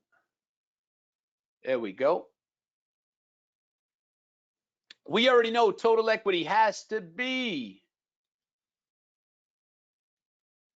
Total equity must be 43,038, right? That's the difference between your assets and liabilities in the presentation currency. Therefore, I know my ending cumulative translation adjustment, assuming there are no other OCI items, okay? No pension adjustments, no unrealized gains and losses from available for sale, none of that stuff. Remeasurement gain, nothing. Just the cumulative translation adjustment. That amount's got to be 7,265. That's got to be a plus 7,265. Now watch this carefully, folks. Watch this carefully. Technically, my current year gain or loss, and I'm just going to erase this so I have more room to write. Your ending cumulative translation adjustment, we just said that was a positive 7,265. When it's positive, folks, that means it was good news, gains. When it's negative, that means you had losses that went direct to equity. Your ending cumulative translation adjustment minus your beginning cumulative translation adjustment, that's your current year change to the cumulative translation adjustment. That is your current year gain or loss. Now, I'm going to give this number to you. On the exam, it would be very obvious. I'm going to give this number to you right now. So check this out. Let's say our beginning of the year cumulative translation adjustment was 10,050. I'll show you how I backed into that. No big deal. Okay, let's say it started out as 10,050. Is this good news or bad news? Well, this is bad news. Your ending balance positive went down. So we must have a current year loss of 2,785, a negative 2,785. So that means we have a loss that went direct to equity. Now, I just simply worked backwards and I took my ending balance, okay? I took my ending balance and I'm going to show you how I got this number. There's another way to get that current year amount, okay? There's another way to get it, okay? And then I backed into the 10,050. But understand that that ending cumulative translation adjustment, that's to make your balance sheet balance. Whether your current year is a gain or loss is dependent upon the change Just like retained earnings. You might have a positive ending retained earnings, even though in the current year you had a loss. So that means your ending retained earnings would be smaller than your beginning. Same rule. All righty. Let me show you another way to get this 2,785. Let me show you how to forecast. You can always do this with the current rate method. Go back to your exchange rates with me. Okay, so if you would, let's go back to those exchange rates I gave you. Let's go back to those exchange rates. Where were they? Come on. There we go. There we go. You ready? With the current rate method, folks, this is foolproof. Foolproof. You ready? 99.99% of the time, what do we know? Assets are going to be greater than your liabilities, or you're going to be a bankrupt entity, right? So with the current rate method,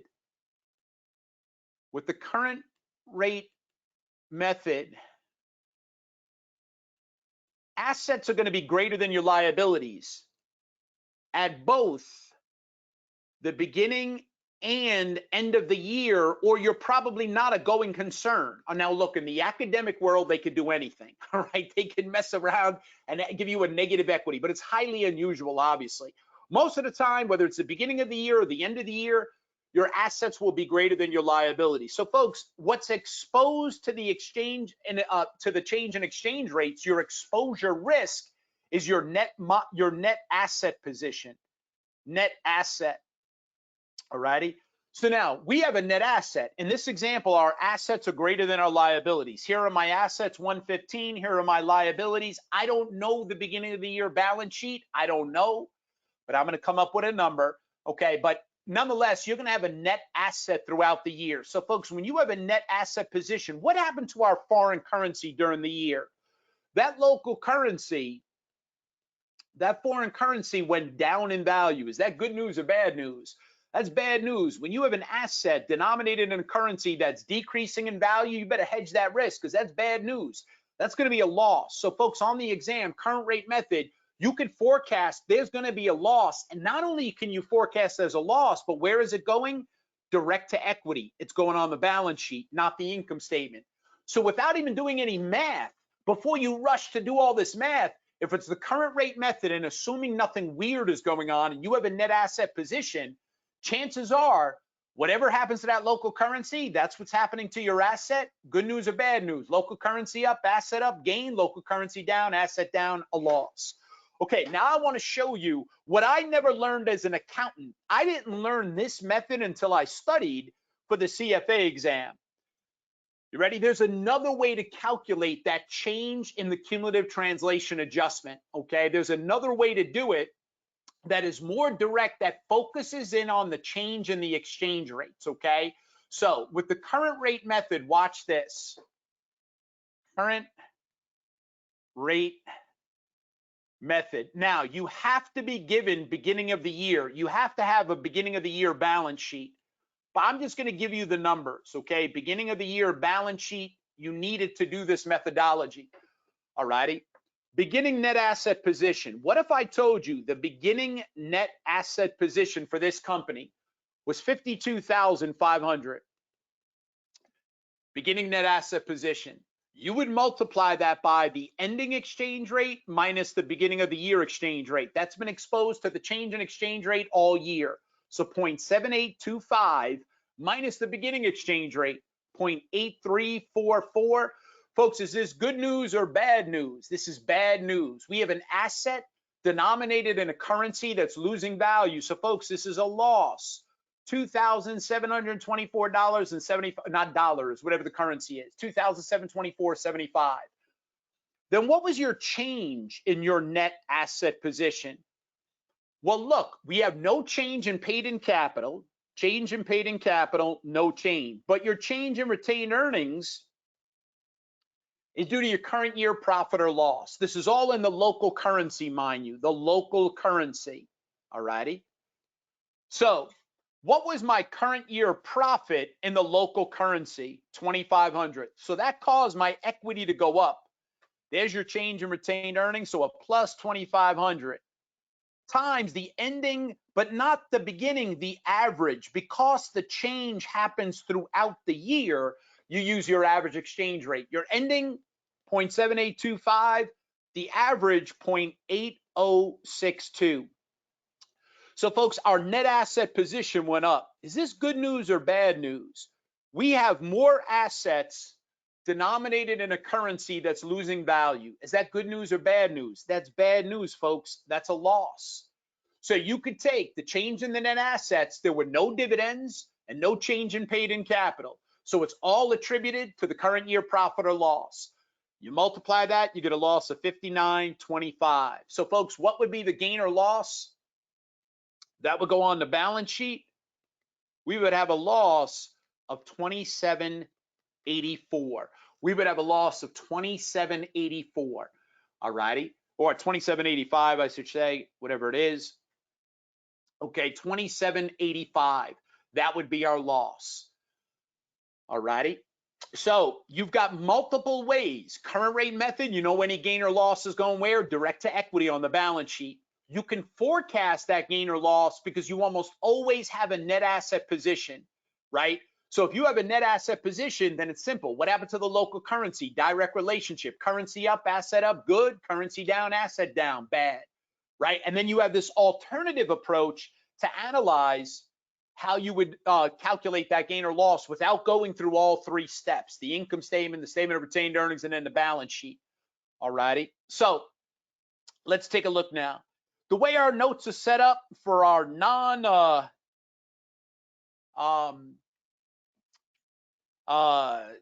if you haven't purchased UWorld yet, and hopefully you will, you know, the way our notes are set up, so I walk you through it, but then it's important you have all the notes nice and pretty. So if you should read it before class, whatever, you have all your information here. All righty, so here was the temporal method solution, nice and pretty. All right, so all your numbers there for you. Temporal method, here was the income statement translated. Okay, so all nice and pretty for you once again. You then have your current rate method, your solution, nice and pretty. Okay, first your income statement, then your balance sheet. All right, so all of that is laid out for you, nice. Okay, so part of the battle is obviously going through these types of scenarios, okay? You got to know your rules, folks. If you don't know your rules inside and out, there's no way you could work that vignette, because even if it were an open book test, you know that sometimes these problems can be very challenging, despite the fact that you might have your flashcards right in front of you. So you got to know your rules cold before you start going to your vignettes. Now, what we do is we want to crawl before we walk, walk before we run. So we don't immediately jump to vignettes with the practice questions. We don't. We want to break it down little piece by piece so that any piece of the puzzle you can understand. Then the highest level of application is obviously the long problems. But initially, we'll break it down like here. We do some practice questions in class. So here's our first one. They tell us, given that the local currency has appreciated steadily, okay, versus the functional currency, which is the same as the presentation currency. Stop right there. The local currency, the foreign currency. You got to keep track of this information. That is going up in value. Is that good news or bad news? I don't know. They also tell me that, let's see, the local currency is the same, the local currency is appreciated steadily versus the functional currency. The functional currency is the same as the presentation currency. So stop right there. We got to go from the local currency to the functional currency that's the same as the presentation currency. Folks, anytime the functional is the parent currency, what do we know? The parent controls. Okay, the parent controls. If the parent controls, what are we thinking? Temporal method. As soon as you see temporal method, what are you thinking? Any gain or loss is going to go where? Right on the income statement. Okay, now is the inventory method relevant? You bet it is. When you're thinking temporal method,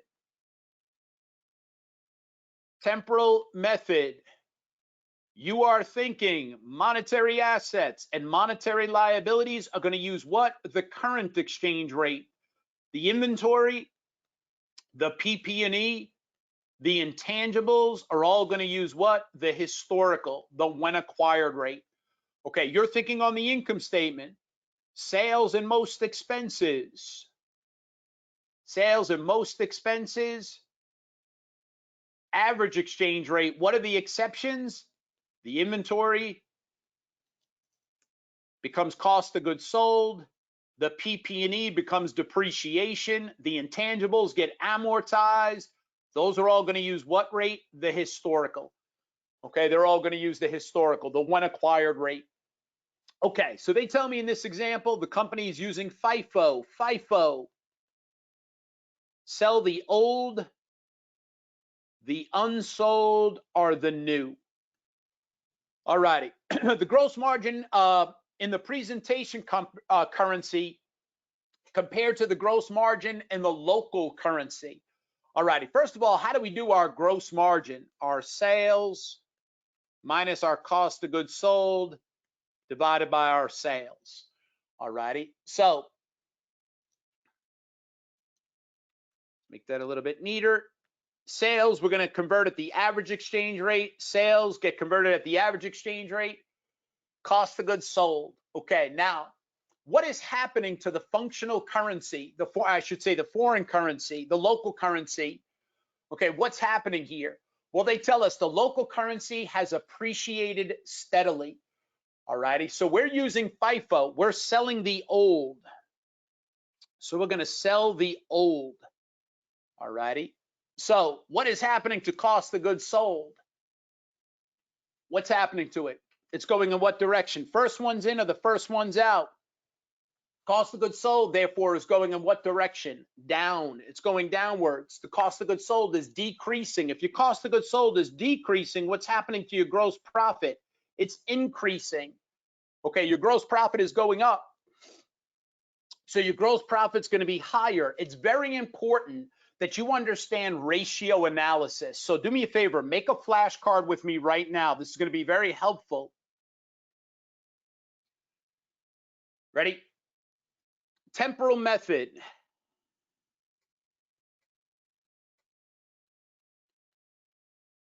Most ratios in that local currency are not going to equal the ratios in the presentation currency. Okay? Not going to equal the ratios in the, why not? How come they're not going to be the same? Balance sheet amounts. Some assets and liabilities are going to use the current exchange rate.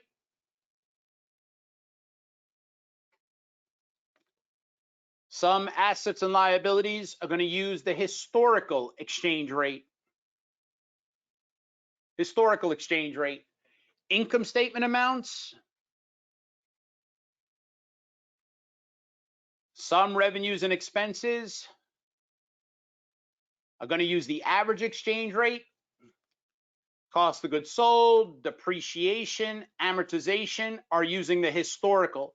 So folks, whatever the ratio is, okay, whatever, so you know your gross profit margin, your gross profit divided by your sales, if we multiply the numerator and the denominator by the exact same exchange rate, so your sales minus your cost of goods sold divided by your sales, so your gross profit divided by your sales, if both the numerator and the denominator use the same exchange rate, if you use the same exchange rate for both the numerator and the denominator, then and only then will you have the same ratio. Whether it's the local currency or the presentation currency, it's not going to matter. Okay, it's not going to matter. All righty.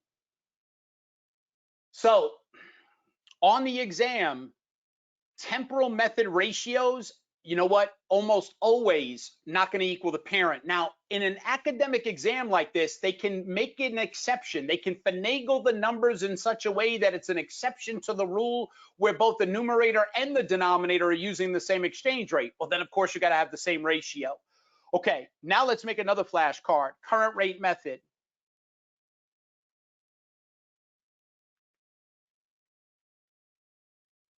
Current rate, local currency versus presentation currency, your ratios. What's going to happen?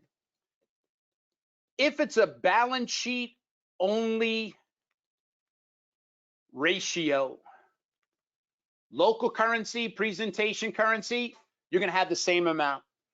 Okay, so for example, let's say it's, and we'll say as a general rule, most of the time, the ratio in the local currency will be the same as the ratio in the presentation currency. Why is that? Think about, let's say, current assets divided by current liabilities.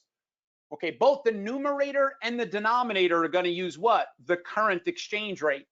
So you're going to get the exact same ratio, whether you have the local currency or the presentation currency. If it's about income statement only ratio, income statement only ratio, then you would think, as a general rule, local currency, presentation currency, you're going to have the exact same ratio. So let's do, I don't know, let's do EBIT divided by interest expense. Okay, the operating income, average, the interest expense, average. All income statement amounts are going to be using the average exchange rate. But we have a problem. If the ratio mixes, income statement and balance sheet, then as a general rule, folks, there are exceptions, but as a general rule, the local currency ratio probably will not equal the presentation currency ratio, okay, if you're mixing and matching, because your numerator might be converted at a rate different than your denominator, okay? So your return on your assets, an income statement with a balance sheet, we're not going to be using the exact same numerator exchange rates for the numerator and the denominator. So you're likely to have a different ratio. All righty. Okay, let's see.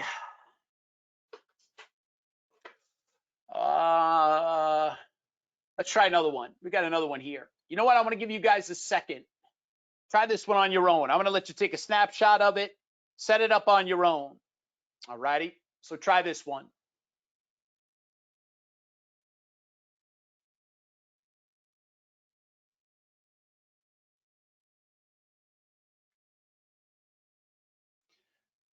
You know what? It's almost the same thing. It's just flipping it around, making it LIFO. I don't think we need to do that one. Let's jump ahead. Let's do this. Let's talk now about that quote unquote balance sheet exposure. Okay. If you're doing the all current method, if you're doing that all current method, then where is your exposure? Your net asset position. That's going to dictate whether or not you're going to have a gain or loss. If you're doing the temporal method, then what's going to dictate whether you have a gain or loss? Your net monetary asset or net monetary liability position. That's going to dictate your risk when it comes to that change in exchange rates, okay? So that's what will dictate that risk. All righty. Let's see. So again, not to be memorized, it's got to be understood. And this is going to have overlap. Put down C, derivatives. And hedging risk. Here, it's exposure to the change in exchange rates. Exposure to your change in exchange rates. So look, if you've got a net asset position, all righty, so we're doing a current rate method. All right, so this would be current rate method. So current rate method, if the foreign currency goes up in value, i.e. the local currency goes up in value, it's good news, your asset goes up in value. So that's a gain. Conversely, if that foreign currency goes down in value, your asset goes down in value, you have a loss. That's a risk we would need to hedge. A net liability position, which is highly unusual. Okay, mostly in the academic world, you would see this, but your liabilities would have to be bigger than your assets. So I don't know how you're a going concern, but nonetheless, they could do whatever they want. If the foreign currency goes up, your liability So you have a net liability position. Foreign currency goes up in value, liability goes up in value, bad news. That's an unusual risk we'd have to hedge. Conversely, foreign currency weakens, liability goes down in value, that's good news. That would be a gain. Okay, that would be a gain. All righty, so current rate method.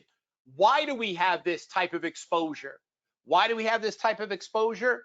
Because all your assets and all your liabilities are translated at the current exchange rates, okay? Most of the time, you're gonna have a net asset position, all righty? That would be the general rule. That's what we would expect, all right? So your net asset exposure. So assuming your assets are greater than your liabilities and you have a net asset, when do you have a risk that you need to hedge?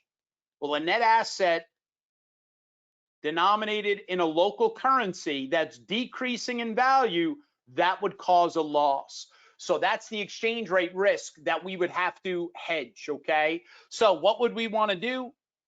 And we'll see that in derivatives. Well, if you're worried about that local currency, that foreign currency going down in value, maybe you want to sell contracts. Sell contracts, use profit on derivative.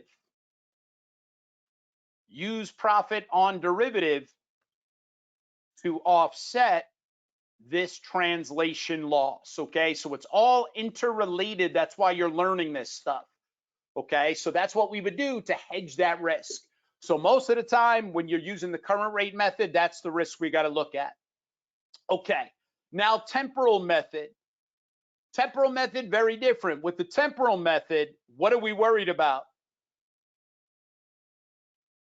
And with the temporal method, did I skip that slide? I'm sorry if I did. Let's see. Temporal method. There we go. I skipped that slide by mistake. All right. So temporal method, parent controls. We got to go from that local currency to that functional currency, the presentation currency. Any gain or loss is going where? On the income statement, right there on the income statement. Temporal method. Most assets usually non-monetary unless you're a bank or an investment company. Most of your assets are going to be what? Your inventory, your PP&E, your intangibles, okay? Now, liabilities, monetary liabilities. So your monetary, just want to add the word monetary, monetary assets, monetary liabilities, use that current exchange rate. Almost all liabilities are monetary. So on the exam, monetary liabilities are likely to exceed monetary assets. If at the beginning of the year, you have a net monetary liability. So let's say at the beginning of the year, you have a net monetary liability position, all righty? If the foreign currency goes up in value, your monetary liabilities go up in value. That's going to be a loss. Conversely, if the foreign currency goes down in value, your monetary liabilities go down in value. That will be a gain. But it's predominantly dominated by what your beginning of the year position is. But it's not just the beginning of the year. Your change in your net monetary position is relevant as well. Your change in your net monetary position. So folks, if your monetary liabilities go up in a foreign currency that is increasing in value, that's bad news. That would be a loss. Conversely, if your monetary liabilities are decreasing when foreign currencies are going up in value, you want to have less liabilities denominated in currencies that are increasing in value. That would be good news, folks. That would be a gain. Okay, that would be a gain. The other situation you might see, change in your net monetary liabilities go up in a foreign currency that is decreasing in value. Folks, that's bad news. We want to have more liabilities, not less liabilities, okay? More liabilities denominated, so that would be a loss. If your monetary liabilities decrease in a foreign currency that's going down in value, that's actually good news. I want to have less liabilities denominated in foreign currencies that are declining in value, more liabilities denominated in currencies that are decreasing in value. So folks, that would be a gain. All righty. Now, let's see.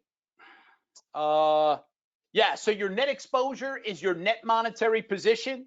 All right, but it's not just the beginning of the year. You got to look at your change as well. But if they only give you year end and you don't know your beginning position, then it's very difficult to forecast that gain or loss. The only thing you would know for sure is anytime you're doing the temporal method, any gain or loss is going to go where? Right on the income statement. The parent is actively managing. All righty. So let's see. We got that. We got that. Beautiful, beautiful. Okay, here's our example again with the temporal method, okay, current rate method, all those numbers. Okay, analytical issues. You cannot memorize. This is not meant to be memorized. We just want to illustrate the point. The euro was the local currency again, okay? The euro is the local currency, all righty? Parent currency, well, what method are we going to use to go from the local to the parent currency? Are we going to do the temporal method or are we going to do the current rate method? Folks, what I want you guys to notice, not memorize, but take a look at our first three ratios. What do they all have in common? They're all income statement ratios. Notice, whether you calculate that ratio in the local currency or the presentation currency, identical. Notice the next two. They mix. Notice local currency versus parent currency, even though it's the current rate method, because it mixes, it's not the same. Notice the next few, the debt to assets, the debt to equity, all balance sheet. So whether it's in the local currency or the presentation currency, it's the same. Interest coverage, all income statement. Local presentation, the same. Any ratio, again, that mixes, receivables turnover, inventory turnover, fixed asset turnover. Notice your ratios are not likely to be the same. Okay, not likely to be the same. Whether it's the local currency versus the presentation currency, not the same. Now notice local currency versus the temporal method. Every ratio is different. Okay, whether it's all income statement or all balance sheet, none of those ratios are identical. It's possible they could be close, okay, like the current ratio in particular, all right, depending upon the size of inventory, is that material? Maybe there is no inventory. Remember, your current assets are mostly monetary. Your cash, your receivables, your marketable securities. If the current company doesn't have any inventory, then current assets divided by current liabilities would be exactly the same, temporal or the current rate method. It really depends upon the size of inventory, okay? Now, receivables turnover, this is interesting. Why is that the same, whether you're doing the temporal method or the current method? Why are those two ratios the same? Think about it. Your receivables turnover.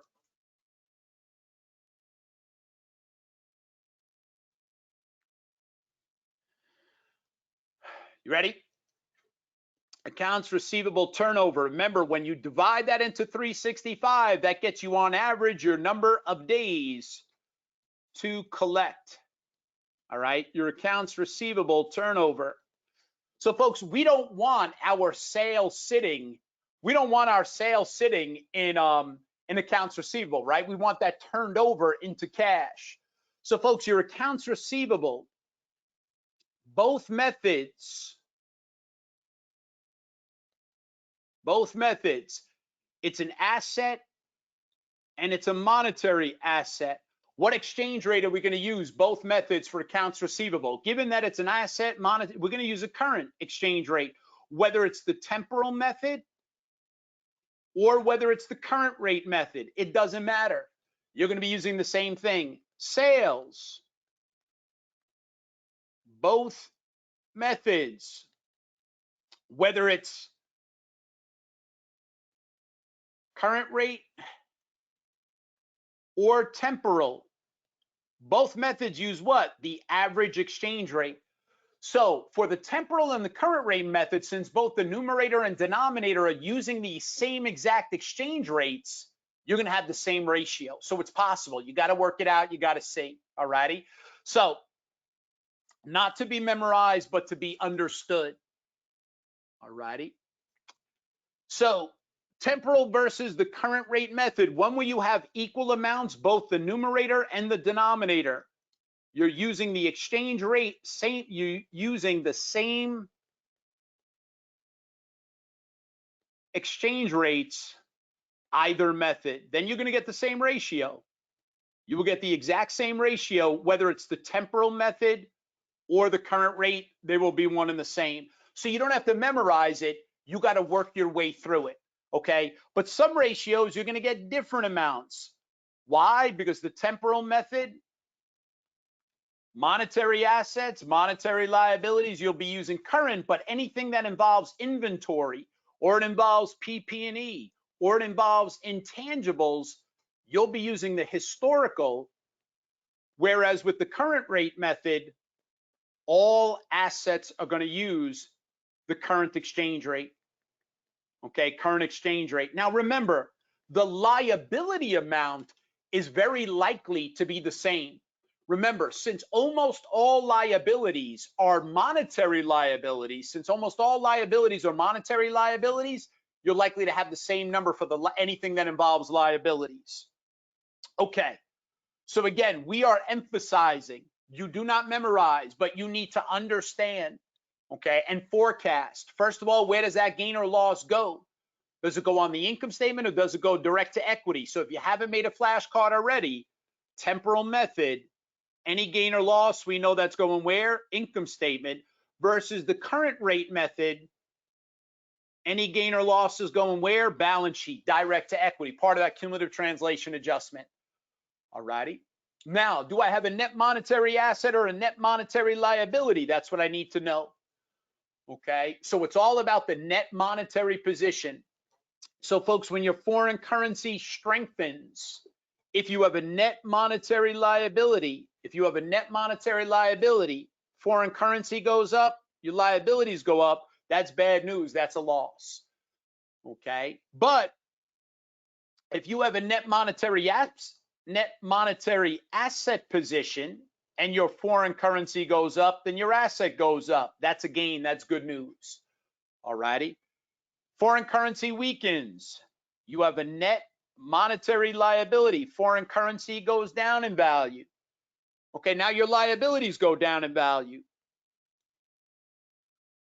So your monetary liabilities go down in value. Now you got that gain. Conversely, you got a net monetary liability.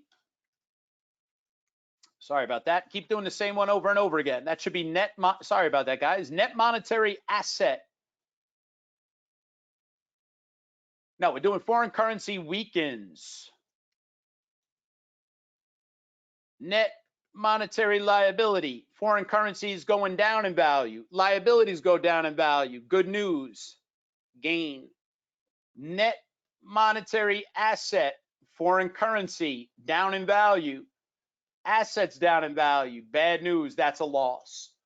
Okay, with current rate method, it's called a cumulative translation adjustment. If it's positive, that's a gain. That's good news. If it's negative, that's a loss. That's bad news. So folks, anytime you have a net asset position, this is what's most likely to be. So I don't have much room here, but if your foreign currency is up, your asset is up, you have a gain. But what's that going to look like? A positive cumulative translation adjustment. Conversely, if the foreign currency goes down in value, your asset goes down in value, that's a loss, but it's actually a negative translation adjustment. So folks, you got to understand, under the current rate method, when you do the current rate method, what is your ending cumulative translation adjustment minus the beginning cumulative translation adjustment? That is what we're looking for. The change determines whether you have a gain or a loss, not the ending position, folks, not the ending position. Okay, the fact that the ending position is positive, unless it's the first year of operations, that's distractor information. All right, I need to know the change in that cumulative translation adjustment for that year. Okay, the last issue with the, and then I want to make sure I have time for questions here. So I want to talk about highly inflationary environments. As soon as you see on the exam, we're dealing with a highly inflationary environment, you stop and think, functional currency is now irrelevant. The functional, and let me put it over here, the functional currency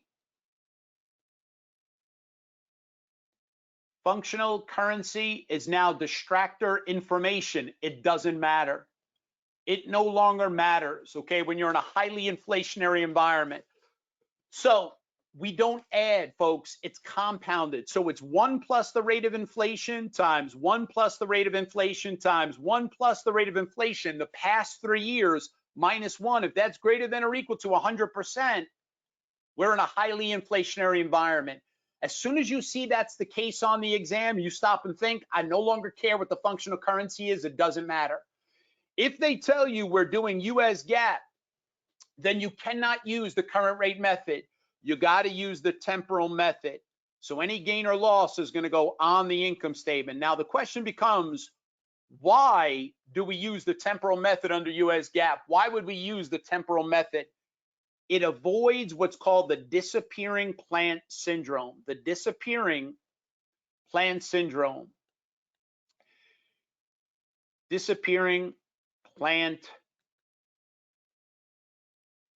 syndrome. All righty. So we got that PP&E in the local currency. If you keep multiplying it by an exchange rate where that local currency is losing value, that PP&E is going to begin to disappear. So we don't want to have that happen. So instead, we use the temporal method. Therefore, your PP&E local currency, your inventory, your intangibles, you use the historical exchange rate to avoid the disappearing plant syndrome, okay? So that's what we're gonna do.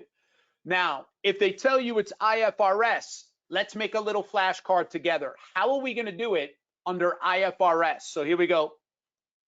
Let's make our flashcard together. What you write, you will remember.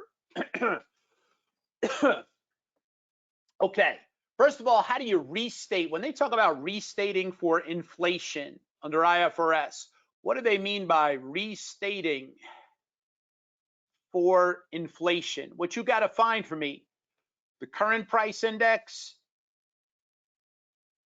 divided by the historical price index. Okay, we're going to want to restate for inflation. So folks, with the balance sheet,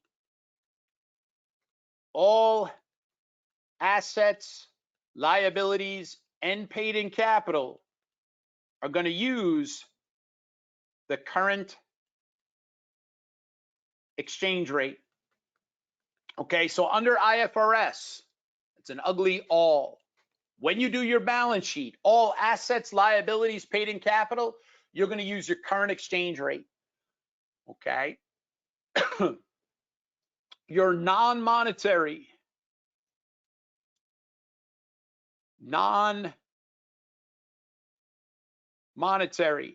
assets, liabilities, paid-in capital, you're going to quote unquote restate for inflation. I'll show you what that looks like in a second. Okay, so all your assets, liabilities, paid-in capital, you're going to use your current exchange rate, but your non-monetary assets, liabilities, and paid-in capital, you're going to restate for inflation. Tell me what that change in the price index is, okay? Now, your income statement under IFRS, all your revenues and expenses, all revenues and expenses, you're going to use your current exchange rate again. Current exchange rate. Okay. You're going to restate all revenues and expenses. That's an ugly expenses. All revenues and expenses for inflation. And I'll show you what that's going to look like in a second. Any gain or loss is going to go right there on the income statement. Any gain or loss is going to go on the income statement. Okay, So US GAAP, you can't use the current rate method, period. Hyperinflationary environment, under US GAAP, you simply switch to the temporal method. Just follow your normal temporal method rules, okay? Now, if they tell you it's an IFRS company, then what am I doing? Balance sheet, income statement, or both? Okay, you're going to use your current exchange rate.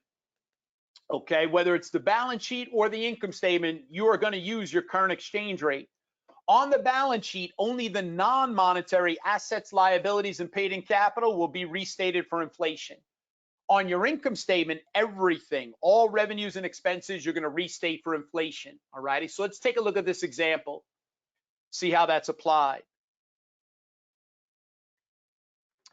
All righty, so they tell us St. John's owns 80% of another subsidiary. So we have control, we have to consolidate. We have control, we have to consolidate. Let's see. So their currency has been experiencing, now they just tell you, hyperinflation. So then I just need to know, am I doing US GAAP or am I doing IFRS? Okay, I gotta know.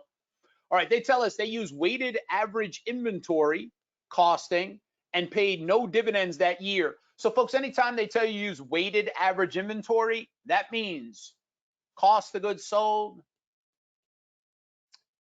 and ending inventory, you use a weighted average exchange rate, okay? So anytime you're using not LIFO, not FIFO, but you're using the weighted average method, you take your cost of goods available for sale, your cost of all goods available for sale, divide that by your number of units available for sale, and that's going to get you your average exchange rate, okay? So you're going to take your cost of goods available for sale, divide that by the number of units available for sale, and there's your weighted average exchange rate.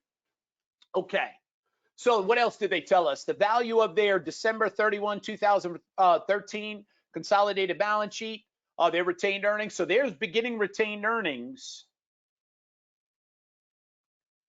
in the presentation, the parent currency. Anytime you're doing retained earnings, it's always got to be done in the parent currency. All righty. Now, it's hyperinflationary. You ready? In this example, let's see what we have. We have monetary assets. Inventory's got to be restated for the effects of inflation. So our monetary assets are 7,000. All liabilities are monetary. So these monetary liabilities, 18,000. PP&E got to be restated for the effects of inflation. And again, I'm doing this assuming IFRS. Okay, so we're going to do IFRS intangibles. We got to restate non-monetary, restate for the effects of inflation. Paid in capital, we got to restate as well. We'll see that in just a second. Okay, here's our price index. The general price index. All right, so ton of information here. We got the exchange rate as well as the price index. All righty, so December 31, 2014, there is our current. Okay, cost of goods sold and ending inventory. Bought and sold evenly throughout the year. Okay, 2010 intangibles, so that's 2010, date of purchase of our intangibles. PP&E, let's see, that's the cross, the PP&E, that's September 16, 2005, so that's our PP&E information. And then let's see, paid in capital, that's July 8, 2005. So we got our paid in capital.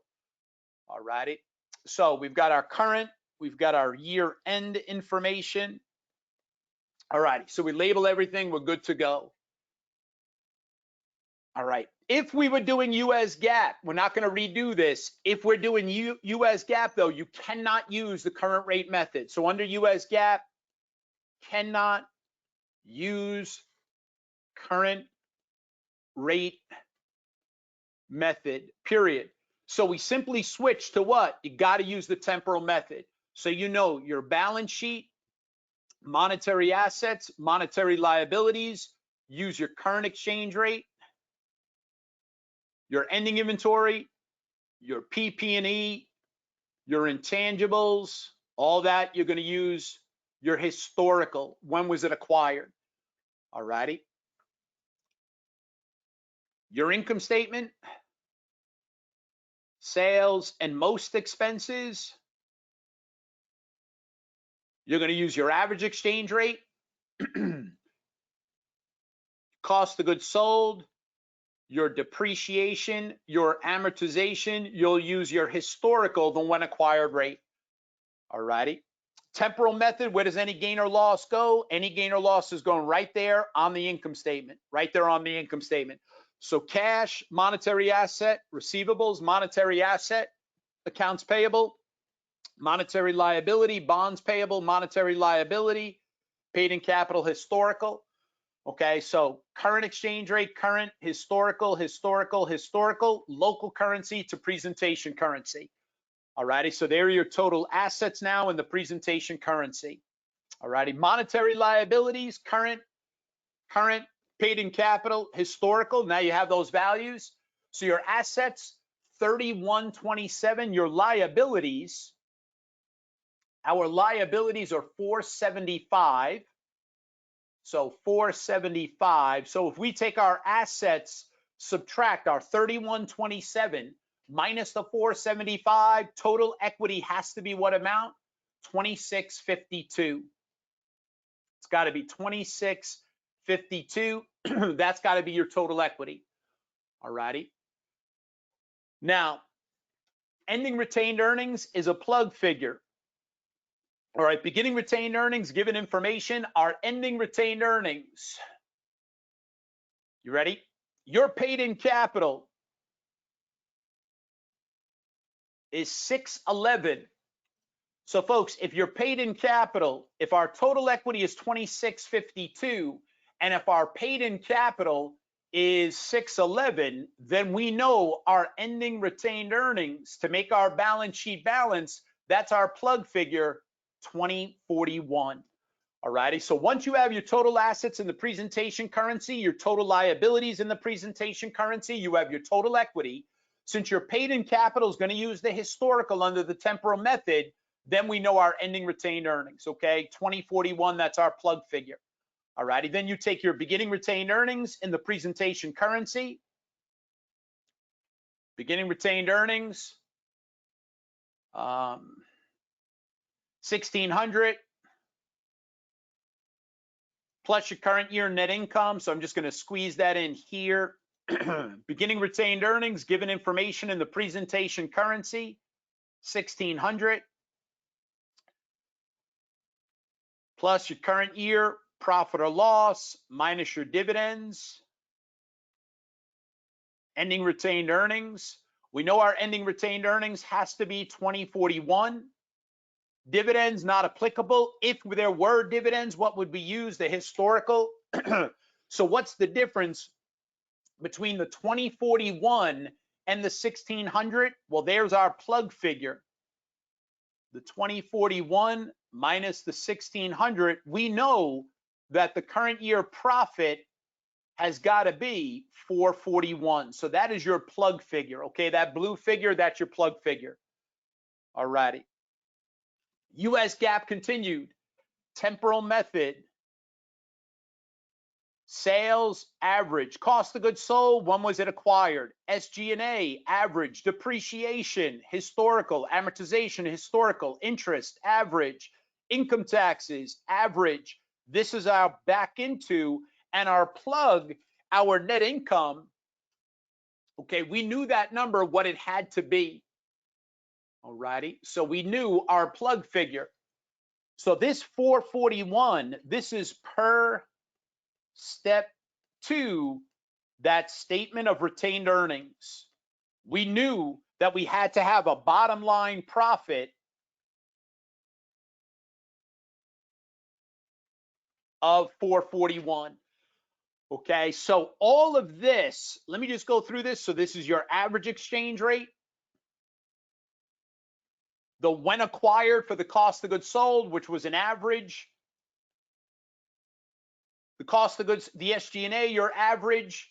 Your historical for the depreciation, the amortization, your average again. your average again. So folks, this works out to be in the presentation currency, we get a subtotal of 515. Okay, we get a subtotal of 515. All righty.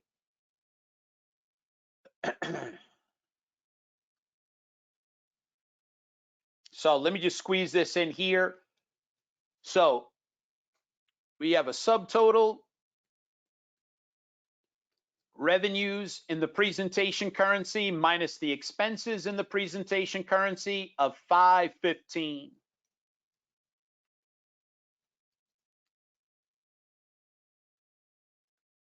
$515. All righty. So we've got to have per step 2, we've got to have 441. 441.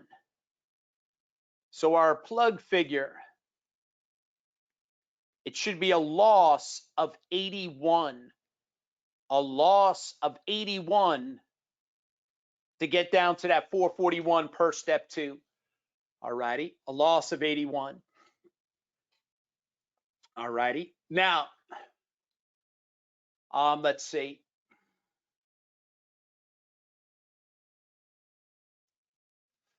Let's take a look at IFRS. Take a look at your IFRS.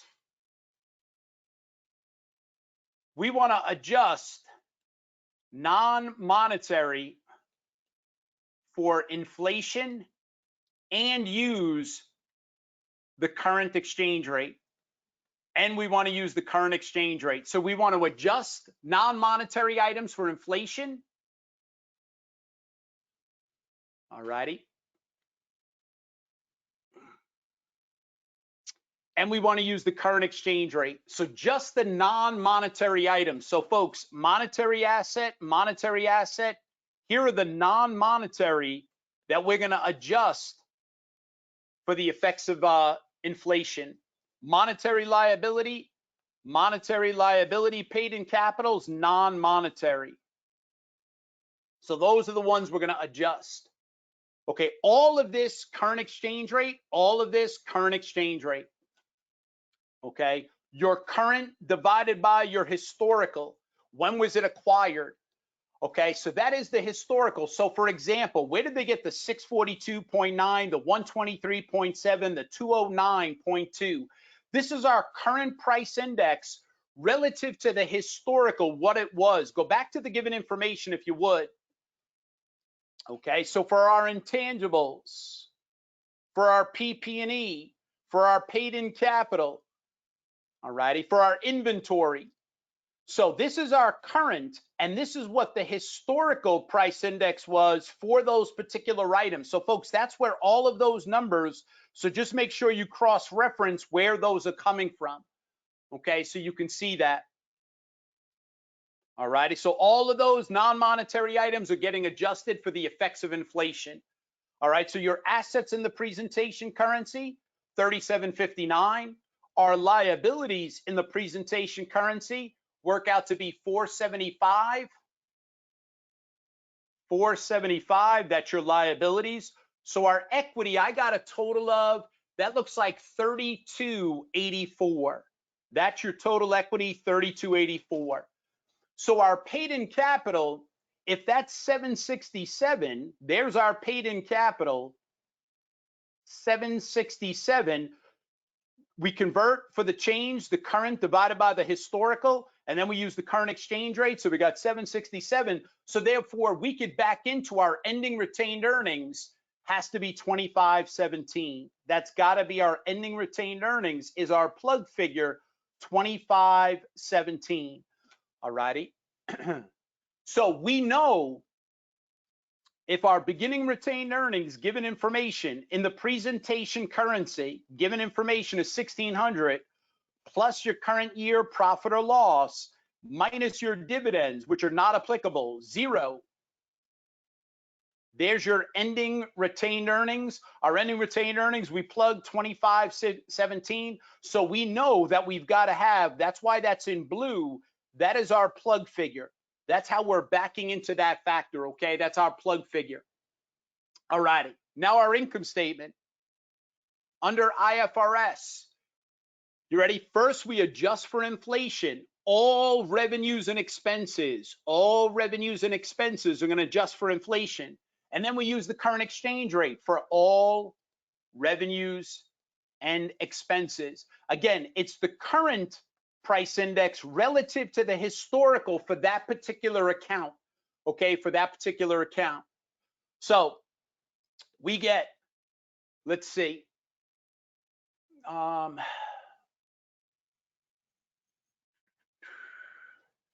so this works out to be 554 in expenses. So that would get us a loss of 115. We can't have a loss of 115. We can't. So 439 minus 554, that gets us a loss of 115. We can't have a loss of 115. Per the balance sheet, we know we got to have 917. Okay, we know we got to have 917. So we got to work backwards. How are we going to go from a loss of 115 to a profit that we have to have of 917, which is per the balance sheet? So the 917, add back the loss, 115, that's got to be 1032 right there on the income statement. So that is our gain. We've got to have a gain right there on the income statement of 1032, such that we could have the profit that we need per the statement of retained earnings, 917. Okay, so you got to work backwards to get that number. All righty. So same thing with the US GAAP. Let me just go back there again. The income statement, where the hell was it? Oh yeah, so we said we've got to have a bottom line profit of, let's see, 441 per step 2. So we had 434 minus the 515. Our revenues in the presentation currency minus your expenses in the presentation currency, 515. That gets you a loss of 81. You can't have a loss of 81. We've already determined we've got to have 441. So working backwards, the 441 plus that 81, I don't know why I crossed that out, that's the 522, the plug figure. That is not something that you go across. We didn't multiply anything. We had to have, per step 2, we have to have a gain of 441. So if you have a loss of 81, working backwards, the 441 plus the 81, that's where they got the 522 from. But that is not a calculated amount, folks. That's why we're calling it a plug figure. Okay, that's not something you work across. You can't have a loss. We got to have a gain per step 2. All righty. Okay, let's try, let's see, another practice question. Take a second, set it up, take a picture of it, and then we'll do it together.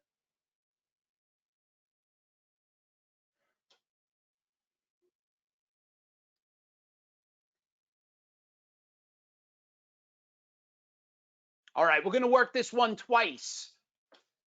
They tell us we've got Tribor, whose presentation currency, the parent currency is the euro. So that is our parent currency, the euro. They own 75% of another entity. When you own more than 50%, we know what do we have to do? We got to consolidate. So we're going to have to consolidate.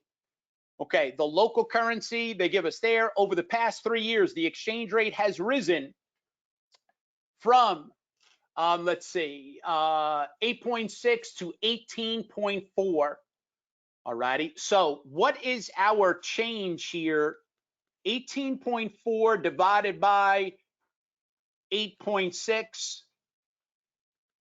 2.14, subtract 1, that's 1.14. We are in a hyperinflationary environment, folks, hyperinflationary environment.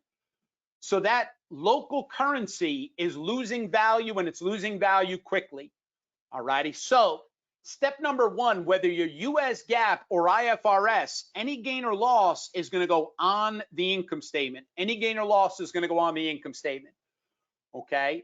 They tell us we follow, let's see, we're following, okay, so this is an IFRS question. IFRS question, all righty?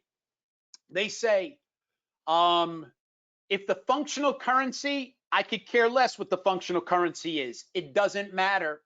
Any gain or loss is going to go on the income statement. Okay, so any gain or loss is going on the income statement. So as soon as you see hyperinflationary environment, whether it's US GAAP or IFRS, it's going on the income statement. So all the information about the functional currency, distractor information. So income statement, it does not matter. The functional currency is irrelevant. Functional currency irrelevant in that hyperinflationary environment. Okay, now I want to change the facts.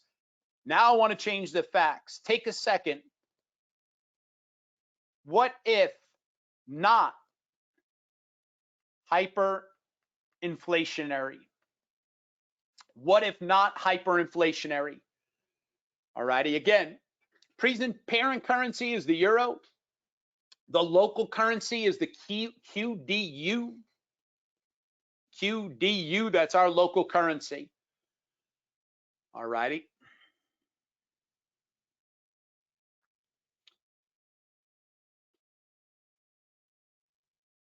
So what if the local currency equals the functional currency? So the local currency is the QDU, the functional currency is the QDU. Then what do we have to go to? The presentation currency. So folks, if the local currency is the functional currency, it's a passive investment, right? If it's a passive investment, what method are we going to use? Current rate method. Then where's any gain or loss going to go? It's going to go direct to equity. So folks, now I'm changing the facts, okay? I'm changing the facts. So you know your answer's got to be B or C. What if instead we got to go from the local currency to the functional? Now let's make the functional the same thing as the parent, the presentation currency. So now the parent controls. What method do we have to do? Temporal method. Temporal method, where's any gain or loss going to go?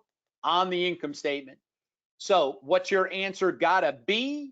It would have to be B. If we change the facts and we're not in a hyperinflationary environment, the correct answer would be B.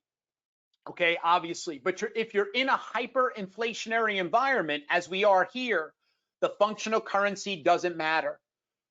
Okay, the purchasing power gain or loss, US GAAP or IFRS, it's going on the income statement. Because remember, under US GAAP, you would have to switch to the temporal method.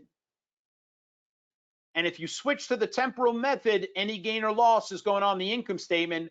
IFRS, hyperinflationary, gain or loss is going where? On the income statement. Okay. So functional currency, completely distractor information as soon as you see that significant loss in the purchasing power, okay, for that local currency. Got it? All righty. So, and by the way here, the parent currency was in the denominator, okay? So obviously, if the parent currency is going up, that means the local currency is going in what direction? Down.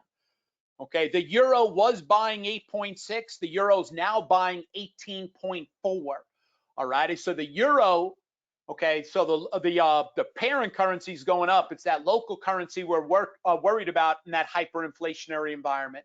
Okay, so the end divided by the beginning there. There's our change minus the 1.14 hyperinflationary. Woo, baby. All right, let's see. Disclosures, folks, you can read through. We always give you the disclosures, nothing to memorize. You read it through. Oh my goodness, I feel like I just gave birth to a level 3 candidate. Woo. All right, let's open it up. Any questions, most importantly, about the course and how it's set up? So if you enroll with UWorld, you get all the pre-recorded lectures, you get all the practice questions in the software, the Saturday classes, the live online. You could either attend on Saturday. The problem is it's geared around me in the East Coast, the Northeast. It's 9 o'clock Eastern, normally 9 to 12 or 9 to 1.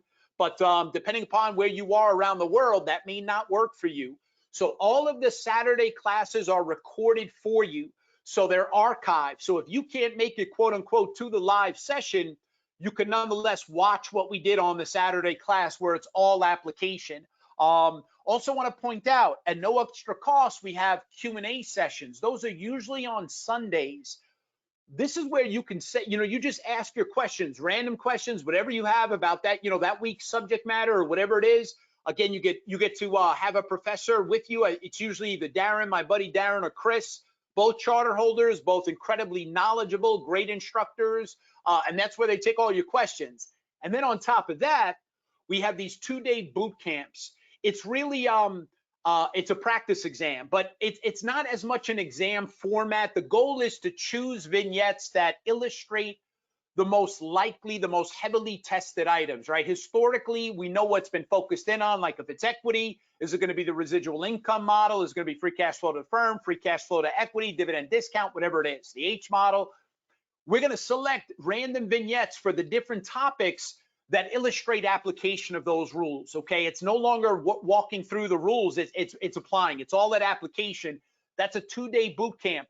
We usually take 100% of the time at level 2 and focus it in on the heavily tested topics. So no secret, the equity, the accounting, you'll have a pension, you'll have a multinational operation, you'll have intercorporate investments. So we'll have, we'll do the equity, we'll do the financial statement analysis, we'll do fixed income, we're gonna do portfolio management, we're gonna do a quant. So, the heavily tested areas, we'll try to cover our basis. So that really jumpstarts your final review. And that's also available. We have Q&A that follows that as well. So it's really very comprehensive when you put all the pieces of the puzzle together. I do want to emphasize again, you do not have to study by always watching the lecture first, then the multiple choice. If you feel you're very proficient in an area, your score is what your score is. It's going to tell you how proficient you really are or are not. So if you're doing 85% or above, you're good to go. If you're doing less than 65, I think you got some work to do. You might want to cherry pick and watch those lectures. So Rebecca, Sam, Chad, anybody out there? Sam is here, my friend. We did have a question from a participant, and I was going to answer it. I just wanted to actually have you do it since you were able to pause, take a breath. So one of the things that you talked about was translation gains, all right? And maybe the participant misheard. So the question is, why would the translation gain be on the income statement using the current rate method? Would it not be a CTA on the balance sheet? No, it is cumulative. So if I misspoke, I apologize for that. Temporal method, I thought I emphasized gain or loss on the income statement. Current rate method, any translation gain or loss goes direct to equity. That's part of your cumulative translation adjustment. So if I misspoke on that, I apologize. I thought I was emphasizing that all along the way. Okay.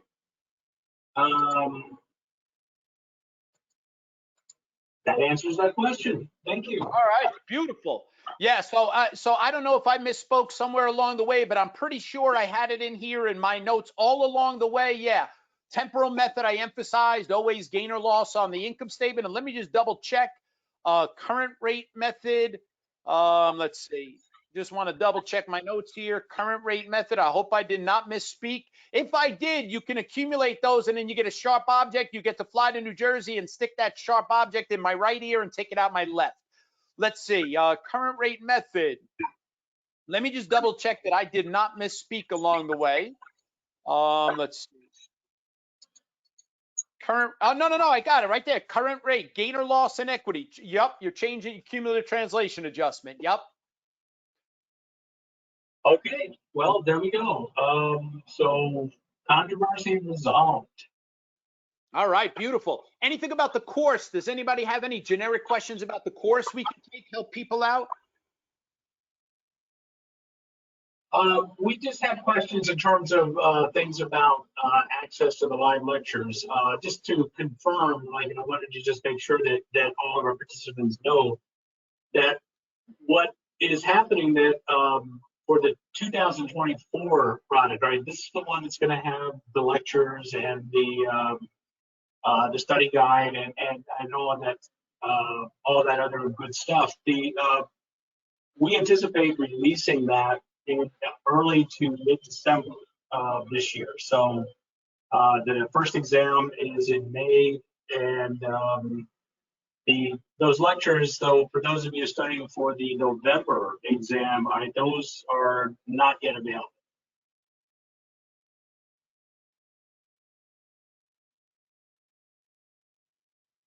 Pete, you just muted out.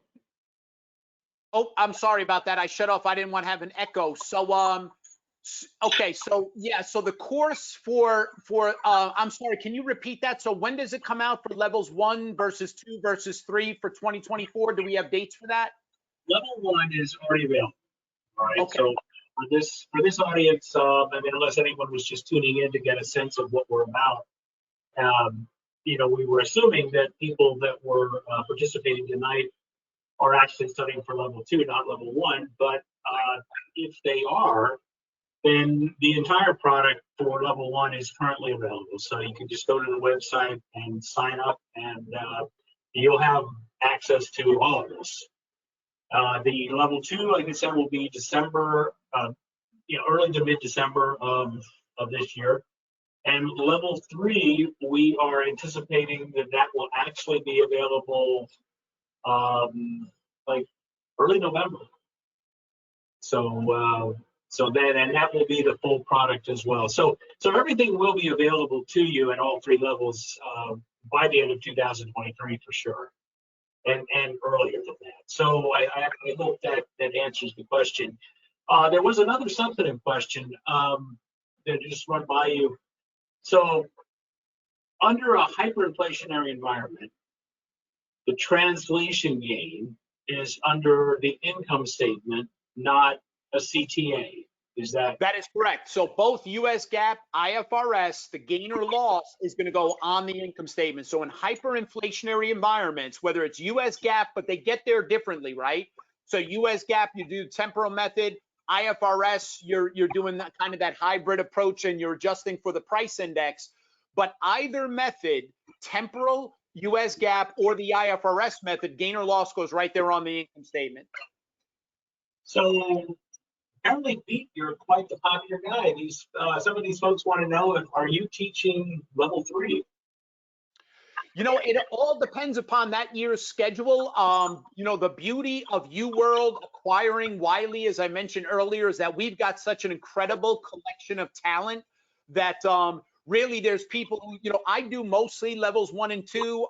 I was kind of the backup at Wiley for level 3 with Darren. So it really depends upon, Sam is my boss in CFA, but it really is, you know, we like to have people that specialize in a level. So I guess that depends upon what Sam thinks, but historically I'm the level 1 and 2 guy with Darren and Chris Ansel, both charter holders, phenomenal. And then level 3 has been this gentleman, Jad. I don't know, Sam, if you want to talk about his background. Jad Dumas is originally from Lebanon, actually currently resides in Canada. And, he has been teaching level 3 for Wiley for several years.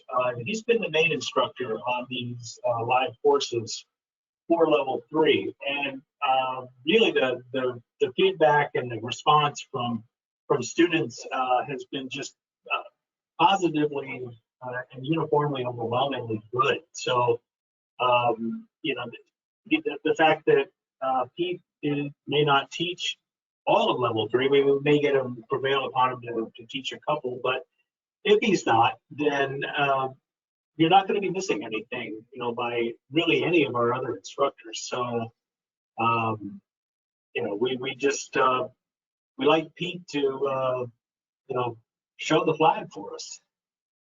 Yeah, so my background obviously being the accountant in the group and teaching CPA as well. So historically, my area of expertise, obviously being the accounting, corporate finance, equity, fixed income, it made sense for me to focus predominantly in levels 1 and 2, but you won't be disappointed. I'll tell you why. It's survival of the fittest.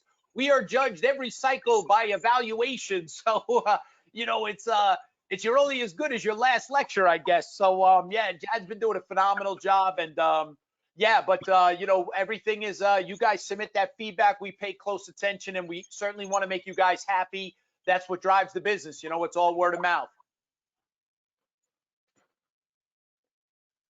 All right. So, Peter, are we doing another webinar?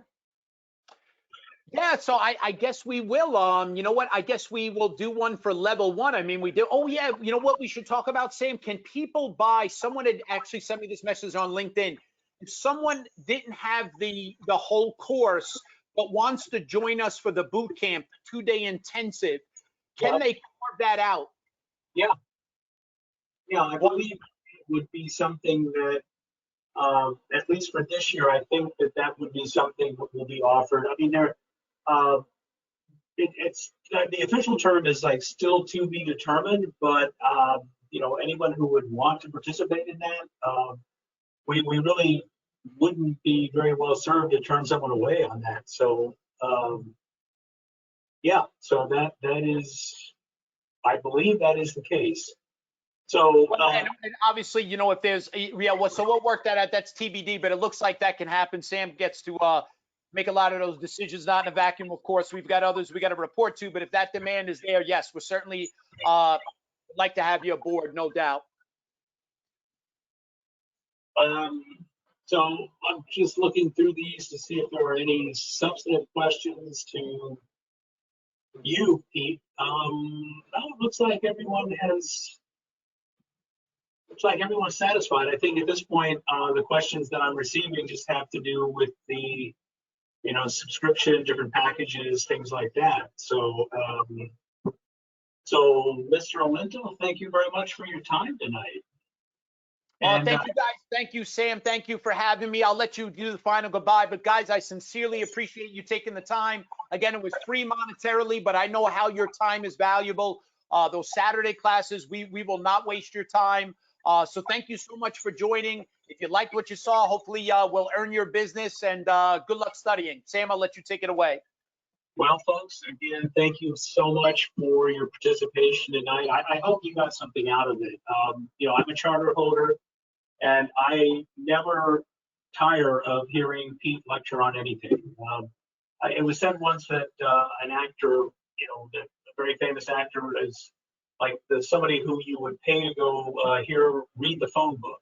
And you know, Pete really just always enlightens, and it's entertaining. I hope you liked his musical selections at the beginning. You can always hire me to DJ your passing level 2 party. Don't forget, I'm available to DJ. Because bar mitzvahs, communions, I mean, it's like the whole package, Mr. Olinto does. So anyway, if there are no further questions, I think we will sign off at this point. Please reach out to us if there are any questions that you have subsequent to this, and we will certainly respond. And we really, again, hope you will sign up with UWorld, and good luck with the studying. You got it. Good luck. Thank you, Sam. Thank you, everybody. Good luck. Thanks so much. Bye now. Take care.